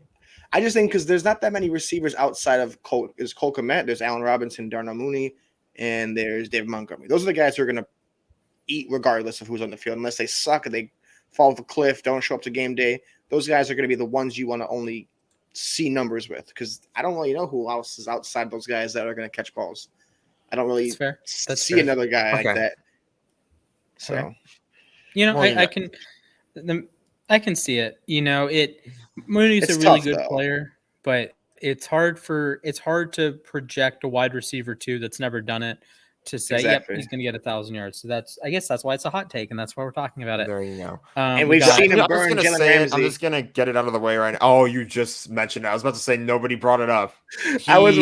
This guy put Jalen Ramsey on his highlight reel last year. So. And then Trubisky put it nowhere for him. Exactly. It happened in like garbage time and in like a lost game, but still, beating Jalen Ramsey the way he did is no small feat. So. All right, we got a friend of the show, AV22 says Mac Jones will start by week 10. I think before that. I think at least week 6. We've talked a lot about how Mac Jones. Defend it, Stefan. Okay, really quickly. I want to hear it. You talk about Justin Fields, Trey Lance. You're talking about Jameis Winston. You need to start those guys, or you're going to wave a white flag. I think in New England that Mac Jones has at least a 3 to 4 week window to sit, to watch, to gain Bill Belichick's trust, and for Cam Newton to drop the ball. Yes, Cam Newton's a good athlete, Heisman champion, all that kind of stuff. But the one thing he lacks is placing that ball where it needs to be. When I see Cam Newton, when he's passing the ball, he's just chucking it. He's chucking. I watched him the year he got hurt, the year before he got released. This man overthrew so many passes, so many balls to the receivers. Yes, he's healthy. Yes, he's good. But I think Belichick didn't draft a quarterback for the first time this high since God knows when, to sit there and go, you're not starting this year. We're going to go with Cam. Cam gets you 4 or 5 wins, I think, on his legs, with his feet. Mac Jones delivers the passes that you need because he's more of a passer than a runner, and he's more NFL ready than people think. You don't go to Alabama with Nick Saban, go to Bill Belichick in New England, and you're not ready to sit there and start. I think he should start week 1. Week 6, I think, is giving him too much of a window to get on the field. But I really like Mac Jones, just like I like Justin Fields, and I like Trey Lance. Those guys have to be week 1 starters for their teams to be like, this is our guy, get behind it, get him hype. He's a rookie, elevate him. But we're not all perfect, and Cam Newton has to start at least a handful of games. Has to, because of the respect he brings to the game. Has to start 5 games. Okay, first off, respect. I agree with a lot of what you said. Wow. That was a good argument. My counter to that is I've said on the show before that Mac and Cam are 95% the same quarterback. Cam is Mac spelled backwards. Yes. Cam brings that extra 5% with that rushing ability that Mac just doesn't have. That you can drop the same identical playbook in front of them. They can execute it. And then Cam gets like the after credits scene. Although I just mixed reference it.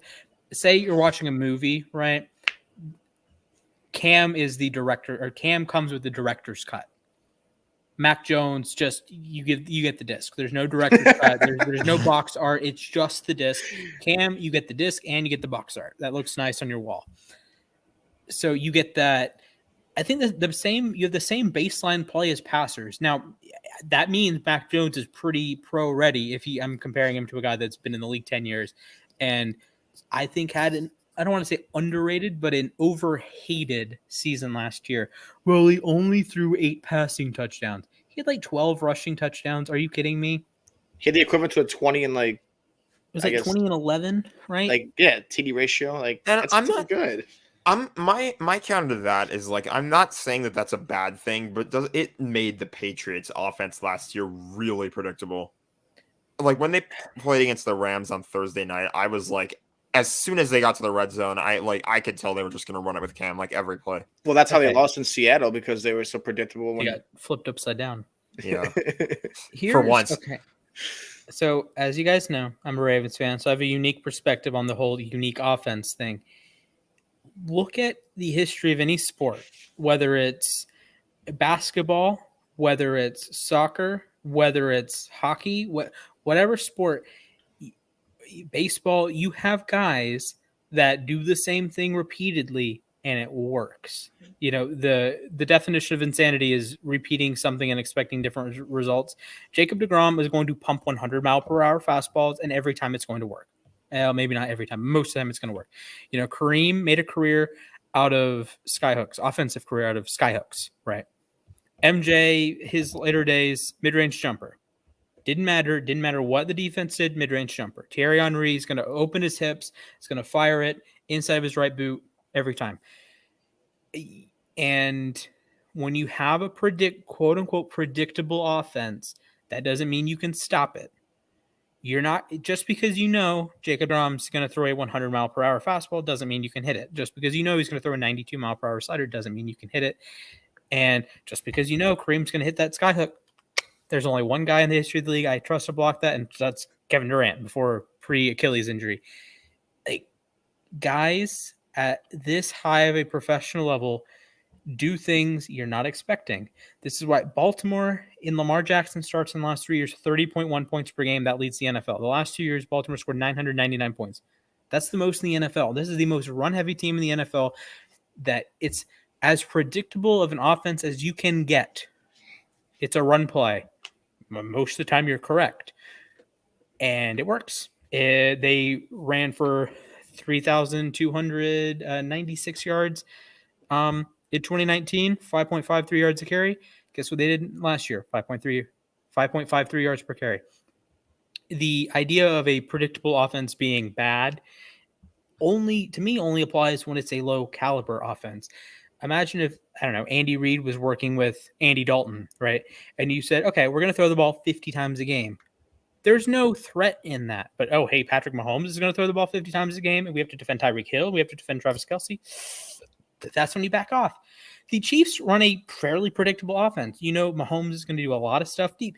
And even the best quarterbacks, Brady, for 20 years, made a career out of, he's going to throw it 6 yards on a 3rd and 7. This guy's going to pick up the extra yards. Peyton Manning made a career out of consistency in terms of each adjusting before the play, the pre-snap calls.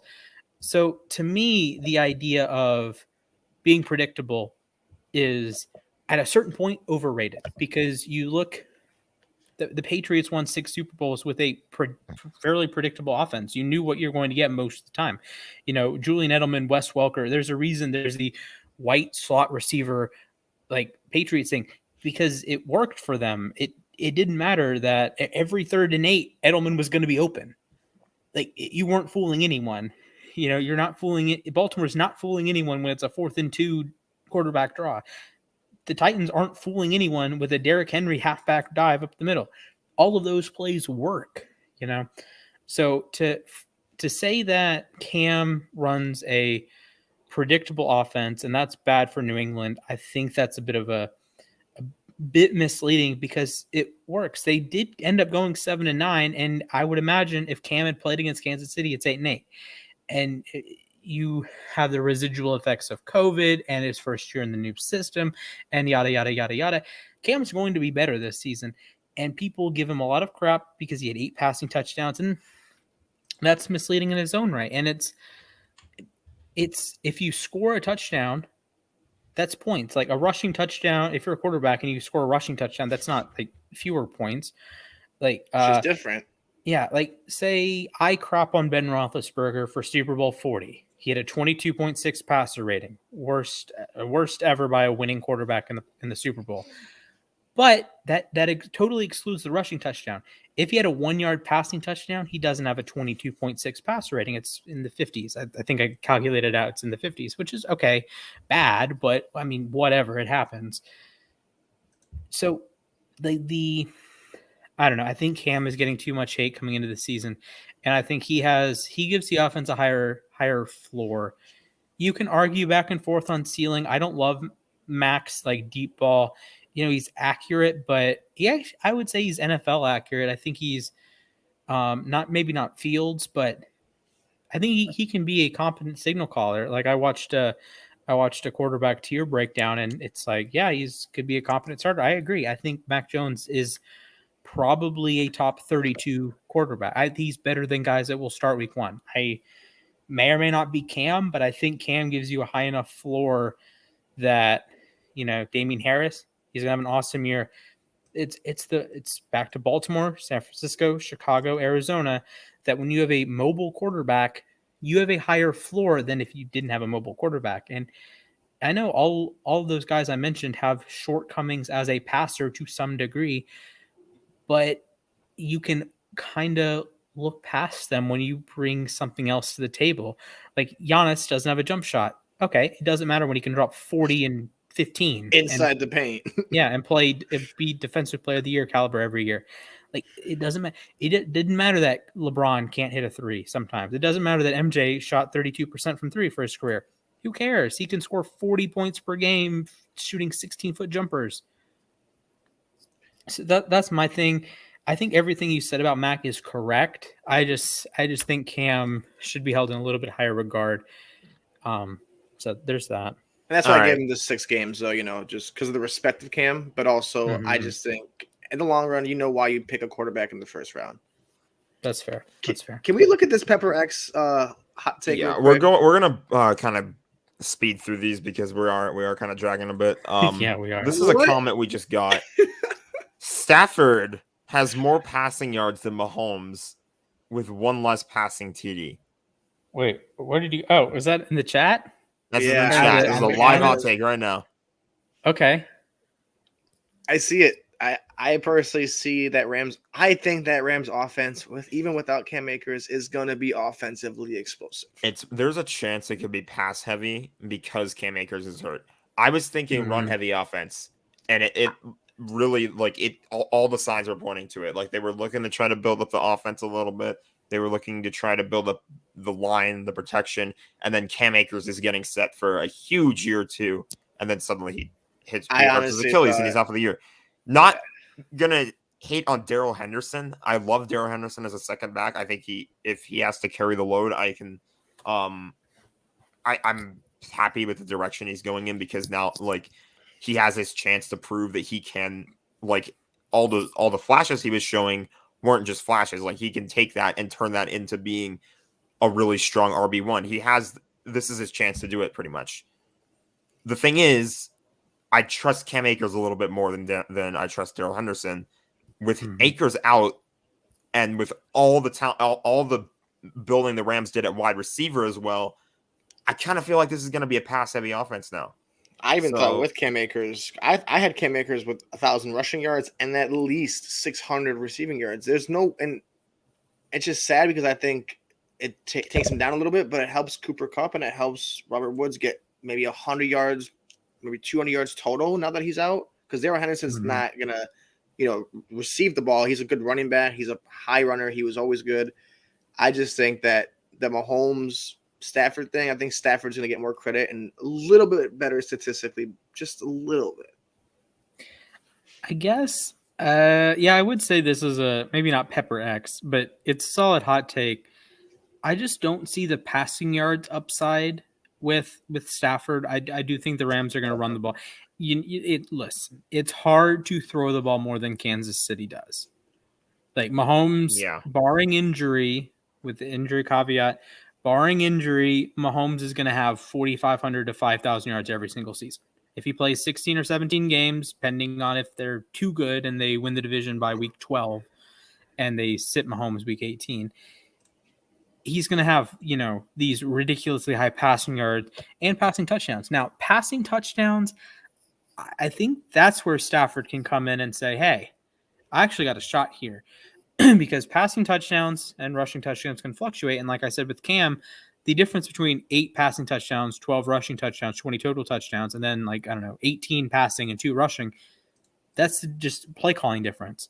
If you have a handoff on a 3rd and 2 and Clyde Edwards-Helaire takes it 15 yards and scores, that it doesn't mean Mahomes sucks. It's just not a touchdown for Mahomes. So I could see a scenario that McVay passes the ball a little bit more often in the red zone and gets, I don't want to say lucky, but it's a few good plays. Yeah, you have a couple pass plays that break your way more than they usually do. And you end up with, Lamar Jackson had 24 red zone passing touchdowns 2 years ago. So we've seen, guys can just start racking up. If you're in the red zone a lot, you're going to score a lot of touchdowns. And this is a Rams offense that I expect to be very, very good. And if Kansas City, gives a couple touches here or there to Edwards-Helaire, or maybe Mahomes can scramble in a couple here. If Mahomes has, 37 passing touchdowns and 5 rushing touchdowns, I could see Stafford throw 38 touchdowns. I think he throws 40 this year. I have a lot of crazy predictions, but I just love, and I'm not a Rams fan either. I just love what they're doing in that team, especially getting rid of him. And I think like Akers being out just boosts that offense because you got Higbee. Who's the third receiver outside D-Jack? Is it Van Jefferson? My boy Van. I think with all the pluthers and Clyde being back for a second year, I think Splash. That's what's going to take down Mahomes' statistical numbers because Clyde wasn't the most effective runner last year. But I think the second year in the offense, no Le'Veon Bell, just him and Darrell Williams takes the pressure off Mahomes. So statistically, not in a bad way, he does regress, but because the running game gets a little bit better than they were last year. This comment is true. This comment is very true. Darrell Henderson is really good when it comes to catch and run. I think that he's better at getting down the field without the ball. I think Cam Akers is the guy you give it to in the backfield first, and then see what he can do. Oh yeah, Cam Akers was going to be the epitome of a 1,000-yard back and almost a 1,000-yard receiver. I just wish it never happened as early as it did. Okay. Here, I don't remember if we've talked about this on the show, but I think Stafford brings just some volatility. I think in general he's a better quarterback than Goff, but that does mean that he's going to make some more mistakes that Goff might not make. Physical limitations notwithstanding, because Goff is a statue, Stafford can at least move. Goff is going to it's like a computer. Goff is going to hit the throws. Like Goff has a good arm. Shout out to Nick for repeatedly saying that Goff is McVay's robot. It's true. It's true. It's pretty accurate. It's pretty accurate. Yeah. So Goff is going to hit the throws. He's going to hit Woods. He's going to hit Kupp. Now he's going to hit Quintez Cephas, and he's going to hit Amon-Ra St. Brown. He's going to hit Rashad Perryman. He's going to do all of those things. Stafford's going to improvise a little bit. I heard a story the other day that Stafford had a throw against the Patriots in 2018 or 2017 that wasn't, how in Madden you have like some deep routes that realistically you're not going to hit because it's too far down the field and they're usually covered because it's designed to do that. It's a clear out route. Stafford noticed that a clear out guy was open. The guy who's never going to be targeted. He's running to clear out space for, I don't know, Kenny Golladay underneath or Marvin Jones underneath, whatever it may be. Stafford hit the throw on a route that wasn't supposed to be there. Goff isn't doing that. Goff's just going to go through his progressions and then he's passive. Goff will try to force the throw to the guy and get picked is what's going to happen. Yeah, and then he gets killed by linebackers. Exactly. So I don't know. Stafford is a much better passer than Goff. It's going to come with some shortcomings, and I'm really excited to see the McVay offense. It's hype. And I want to touch on Avery's comment about Lamar Jackson. I need people to stop saying Lamar Jackson is X because passing yards, or the Ravens aren't a good offense because they have the fewest passing yards. Just okay. Passing yards and passing attempts. I argued about this. Literally, I got out of the dentist the other day, and the first thing I saw on my phone was this guy commented on the YouTube and was like, Lamar Jackson, this. And I went absolutely ballistic. The issue that I have with so many people with Lamar Jackson and passing yards is because you fail to notice that Baltimore is always leading by 20. There were more games last year that the Ravens led by at least 20 at one point than games they didn't lead by 20. I don't know if that's exactly true, but it felt like it, that they were, because they had 9 double-digit wins, and the other game, they had the game against Philly, they were up 16 with 3 minutes to go. So they played in 10 games that they were up 14 points with, 14 points at some point in the fourth quarter. Why would you throw the ball in that situation, please? And this applies to other quarterbacks. Look at Mahomes. The 2 games that it was like significantly under 300 yards. The 2 games that he didn't have a million pass attempts. Oh, you beat the Raiders by 32. You beat the Broncos by 26, 27. They didn't throw the ball in those games. Why should Lamar be expected to have 4,000 passing yards when his team leads the league in point differential 2 straight years? Like, what I think it is, it's what I think I deciphered from that. I think meaning the rush wise, pass wise, even if it doesn't have 33,000 yards passing, 3,500 yards passing, that means two receivers are going to get 1,000 yards. But that also means that his receiving or his rushing is going to be that much of an uptake. So I think total yards, you're looking at Lamar roughly around 4,500 total, maybe 46 total, and like 30-something touchdowns and like 7 or 8 rushing touchdowns. I'd be happy with that. That's what I think. That's what I'm seeing from this comment. It's not that he won't be like that passer. It's just that we know he can be a passer, but that team just wants to run with him, or Gus Edwards and J.K. But I think this year, having Bateman and having Hollywood Brown, having Mark Andrews, they will have more of an uptake in passing, but still Lamar's going to do what he does with his feet. Because people are so inconsistent about it. It's first Lamar Jackson sucks in the playoffs, and then you make the point, okay, well you have to make the playoffs to suck in the playoffs, right? So it's like, okay, and then he can't throw the football because passing yards. Well, obviously he can throw the football enough to win games. Like, again, he's a 25-7 record. People just love to 30-7. Sorry, people just love to find reasons to hate on somebody because they were. I feel like because they were wrong about like the whole playoff thing. And honestly, trust me, I've been a Brady fan for years. Before they won these other Super Bowls, everyone's like, I got into it like when I was younger. Oh, Aaron Rodgers is gonna do this and that. I'm like, oh, going back and forth. Now I'm to the point where I'm like, you know what? Lamar Jackson's doing his thing. He's balling in the league, regardless of what he's doing. Mm-hmm. He's going to get those playoff wins. He's 2 years in the league. What do you want to win a Super Bowl like Mahomes? Not everyone has that firm luck.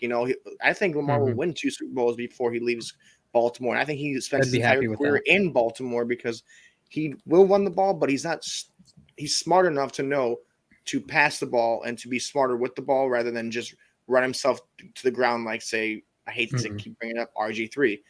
Like, he's smart, and he's going to be the guy who throws 4,000 yards, rushes for 600 yards, rushes for 8 touchdowns, and throws for 37, and has a statistically combining good career rather than being Mahomes 45 and 50 or someone else.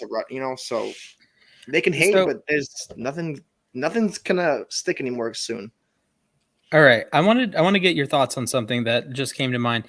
Lamar went on a podcast, like the Ravens official team podcast, a couple weeks ago, and he said that he wants to change his number to number 1 if the Ravens win a Super Bowl. He's been watching Formula One, I think. they have a rule where your car number, you can only change it to number 1 if you win the championship. I don't know why he wants to do that. I guess he just wants to have fun with his jersey number. But, number 1 was the first jersey he ever wore, and he said he wants to, quote, retire number 8 and number 1, which we all know isn't going to happen because the Ravens aren't even going to retire 52, 20, and 75. Yeah. And the NFL hates when teams retire numbers because they run out of position numbers, even though they just expanded those rules. They still don't like it. So I just wanted your thoughts on that. I think you should enjoy the fact that Lamar wants to be that guy. Like, he wants to make history in that way, but realistically his numbers are not going to get retired. It does irritate me that people don't like Lamar Jackson the person. Like, I can understand not liking Lamar Jackson the football player because he's good and you're jealous of that, or he disrespected your team by scoring a touchdown or whatever it may be on the field. Like, off the field, he seems like a really cool guy. He scored 5 straight touchdowns against my team. Don't be mad Jackson at him. 5. Yeah, but don't ever want to hear any fan of any other team losing their mind about Lamar Jackson because he scored 3 touchdowns against you. Mahomes did the same thing a few years ago too, in that big, the best regular season game we've ever witnessed. But we did too, is the thing. Yeah, they scored 3 different. I will never forget that game. That game is going to. We should watch that game one day. Jeez. Yeah, that'd be an interesting live show. The video is going. Our live stream right now is going for about as long as the video of that game. So we run as long as the games do. Yeah. Okay. We have a couple more hot XFL takes. games. All right. Colomeo, friend of the show, says Marcus May gets traded mid-season. I'm leaning maybe a habanero there. I don't think the Jets are going to trade their best defensive habanero for their best secondary player. I think this persona of Jets and organization wise are not going to be that dumb. They know what they're building. They're building something. I think maybe next year they could do it if he doesn't work out. But I think this year they keep what they have and try to propel forward into the AFC East. Okay. Sure. Jack, you got it? Okay. Pretty much right there. All right. Got fella, friend of the show, Noah, who's currently probably doing a fantasy draft still, even 2 hours later. Back on the Lamar Jackson one. Lamar will be in the Hall of Fame, and Mike Evans will go down as one of the greatest wide receivers ever. I love it. Yes and yes. I'm going to jump to the second part first. Mike Evans has 7 straight 1,000-yard seasons. I think he already is. Like in a ring. So yeah, I think in a ring. It's almost to the point where we send him. It's going to be tough for him to get an All-Pro, which tends to be, I don't know, like that's the knock against, say, Larry Fitzgerald or Frank Gore. Frank Gore's obviously a running back, but it's like Fitzgerald only has that one season that he was like elite. Really good. Yeah. Right. And Gore had like 06, he was awesome, but he wasn't like, that was the Tomlinson year. So kind of take things into consideration there. So I don't know. With Evans, it's going to be tough if you were never a consensus top 5 guy, because like, he's been in like top 10 conversations for a lot of his career. Like that's fair. And I have him as wide receiver like 12 right now, 14, something like that, which is fair. And he's it's hard to say he's clearly the best with Godwin and AB on the team. But production-wise, he's going to be up there. You know, he's a guy that probably gets to 1,000 yards this year. Probably gets to 1,000 yards every year that Brady's there. And then let's say it's Kyle Trask. He's probably getting 1,000 yards there. And if it's not, unless he gets injured, which I hope he doesn't get injured, but Mike Evans is going to have an interesting like career by the end of it. It's going to be like an Eddie Murray career. Longtime Oriole and longtime Dodger, that he ended up with 500 career home runs and 3,000 hits. But if you like pinpoint a single season in his career, you're not going to say, oh yeah, he's going to retire with 3,000 hits, 500 home runs. For a more like contemporary example, it's like Adrian Beltre. If you like picked a year or two out of Adrian Beltre's career and said, yep, he's a Hall of Famer, you're like, huh, really? He was, I guess he was second in MVP in 04 to Barry Bonds, but like Beltre played his entire career and was like, he's good. He's good. And then he plays with Texas and he's good. And then there's a point that he becomes a Hall of Famer. No one realizes that exact point. And I was like, yeah, he's a Hall of Famer. So Mike Evans in 10 years, 15 years, 20 years, probably should be in the Hall of Fame, which if the wide receiver, there's a clog of wide receivers right now. Because there's so many good ones and there's going to be so many. Just imagine like 10 years, what the receiving records are going to look like. Obviously Rice on top of everything, but we're going to see some records rewritten. We're going to see some new faces in the top 10s, top 20s of these all-time lists. It's crazy how it changes. Like from like 5 years ago, your top 10 receivers, and now it's like a whole different thing of like receivers. Mm-hmm. It's crazy. Yeah, and and you're like 10,000 receiving yards now is kind of, if you're a good wide receiver for a long time, 10,000 should be pretty easy. And it's going to make that bar to get into the Hall of Fame that much higher year in and year in and year in. You're like, Mike Evans might have to retire with 15,000 receiving yards to get into the Hall of Fame, which would be ridiculous. He's like 82-66 right now. So he probably gets to 10,000 next 2 seasons in 2020. Yeah, near maybe November 2022. 61 touchdowns, and it's funny because he had his 2 most touchdowns were in his rookie year with 12, and then now last year with 13, and broke his own record, of course. But I think he's well ahead of, and the craziest thing, he's never eclipsed over 90 or 100 receptions to do all that. Yeah, it happens. And I do want to touch on the Lamar will be in the Hall of Fame. I posted earlier in the week, that I would give up my fertility for Rashad Bateman to be a Hall of Famer with the Ravens. Lamar Jackson's probably third on that list.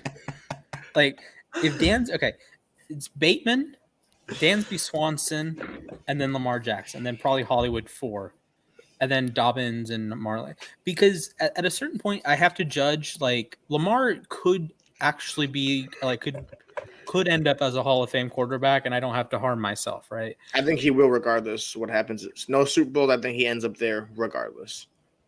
And I think it's one of the things that he's changed to the game. Like, Mike Vick changed the game. I don't know. Vick's not a Hall of Famer, sadly, but he's not a Hall of Famer. So Lamar's gonna have to do a lot more than Vick. So that he did win an MVP. So there's that. But that's kind of crazy to think. I would love for Lamar to end up in the Hall of Fame. Potential's really there. Like, I don't want to say like yes, no, whatever, but it would be just for football. It would be every Hall of Famer in any sport is a good thing, right? You have an all-time great player, regardless if they play for a team you hate. Like watching Jacob deGrom pitch as a Braves fan is something special. Even though he's on my least favorite team, well, the Dodgers, sorry, Jack. But even though he's on my least favorite team, or heck, Kershaw, he's on my least favorite team. DeGrom was on the Dodgers? Is that what I heard? No. DeGrom's on the Mets. I thought you just said DeGrom was on the Dodgers. What's my Kershaw's on the Dodgers. Kershaw, yeah. Okay, Kershaw's on the Dodgers. Mookie Betts is on the Dodgers. Like, I Max Scherzer. Yeah, I hate them. I hate their team, but they're fun to watch. Well, unless you're playing them in the NLCS, they're great to watch. They have all the highlights you could want. Their our baseball reference pages are littered with bold text, italicized text. That MVP -1 that both Betts and Kershaw have. That's really cool, and they make history every time they step out there. So if you're a Lamar Jackson hater, trust me, I understand. I have a bevy of athletes that I hate. But enjoy it. Respect. Enjoy it. Didn't I say that like a few shows ago? I'm like, I don't care who you like, who you support. Watch what they're doing. Watch what they're bringing to the table, because we'll never see it again. Pretty much. Love him or hate him, he's going to be what he is, and he's a great player. With that said, my next post, somehow Jeff Gladney isn't the worst first-round pick, which is crazy. Jack, you had one clip you wanted to show? In case anybody else was worried about Matt Stafford, just watch. Oh. And that right there. This is with his swollen thumb. Is that the Cuppinator? Cooper Kupp making the catch. That was beautiful. So before we wrap up, first off, is there any better fantasy team than 2 girlies, 1 cup? Like, what a name! That's an awesome name. Although I do like so Brandon Lau, the baseball player, is on my fantasy team. So my name is Blaume. So that's pretty funny. I'm surprised we didn't get the Rashad Bateman, Marlon Humphrey clip. I would have loved to grab that. But shout out to Rashad Bateman. Hollywood Brown is injured at the moment, so I'm like moderately annoyed at that. But hey, more time for Rashad. And when Lamar gets back from COVID in a couple days, hopefully that Lamb to Bateman is going to be looking oh so sweet. We're over 2 hours.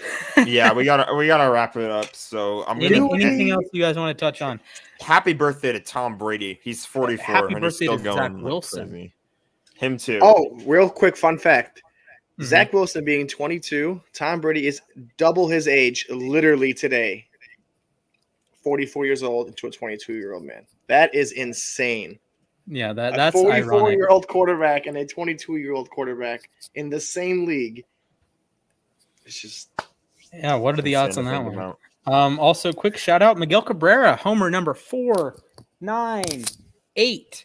Congratulations, Miggy. One step closer to 500 home runs, one step closer to 3,000 hits. I can't wait. My dad is a huge Tigers fan, so he's been watching that every step of the way. So congratulations, Miggy. Can't wait for you to get to 500. It was an honor to have seen you play in person up at Comerica. So yeah, shout out to the future Hall of Famer. So with that said, any last words, Stefan or Jack, before we wrap it up? See you guys on Tuesday. Yeah. So Tuesday. With that said, make sure you guys like the stream. I hate to do a cop out, but I was a little disappointed in the comment section today. Who won it, by the way? Huh? He was giving away a jersey, and anybody won it? Yeah, they're like Lamar is a running back. Haha, I'm so original and funny. Like, okay, this one was funny. Okay, deprecating humor has a place. This is not the place for it. So I think we're gonna punt on that till next week. We will do it though. We will do it. Yeah, smash that like button. Give us a thumbs up. Drop a comment. Say what we should do for our next episode. Oh, we forgot to do thumbs up, thumbs down. We'll do it next week. No, man. If you guys don't know what thumbs up, thumbs down is, we did Jack announced like a topic, and we would say if we agreed or if we disagree, then we would explain. I thought it was pretty clever. We just totally. We will do it again. Although, to be fair, we only had like 4 days to plan this one, so there was a quick turnaround. So we kind of have a point. Don't worry, we'll be back next week with all the preseason stuff. We have games coming on, so we will make sure we're on top of that. Because I actually like that thumbs up, thumbs down segment. Yeah, that was fun. Yeah, that's something we can get in every week. So yeah, Austin, you're right. Aaron Donald trains with knives. With that said, ladies and gentlemen, make sure you smash that like, smash that sub, drop a comment. How long did you watch today's video? Were you here all 2 hours? Were you here for like 45 minutes? Were you here for, I don't know, an hour and a half? 45 seconds. Yeah. Hey, if you're watching just the last 50 seconds, I appreciate you. You're awesome. Thank you for supporting us. And I do want to say, actually, make sure you subscribe to U Stadium on YouTube. Follow us on Instagram at U Stadium, Twitter at U Stadium. Jack does some awesome work on the Twitter during game days. Ooh, he is fire. He is absolutely fuego with the tweets on game day. We have this. Yeah. Oh, shout out to big shout out to Jack. Oh yes, sir. Big shout out to Jack. This side right here. Yeah. Ball it. So we are looking into doing a 24-hour live stream. Nothing's for certain yet. We don't have a date. We don't have the time, but we're thinking about doing a 24-hour live stream for charity. So if you have a particular charity, we would love to do youth sports. So like a boys and girls club sort of thing, YMCA sort of thing. So if you have any ideas, drop them in the comments or hit us up. Let me try to throw up our socials. Hit Jack or I up. Or is it the Bursch at ustadium.com? Yeah. Okay. If not, I'll fix it. I gotta check it out myself. Oh yeah. At the Bursch, yeah. You're right. Okay. So yeah, just make sure if you want to throw up a charity that we're gonna live stream for in the next month or so, throw that in. I'm super excited. Henry, our graphics guy, was in my messages earlier. We were talking it through. So I would be super excited to do that. Wanted to throw that out there, get any ideas. So with that said, guys, remember, Aaron Donald trains with knives.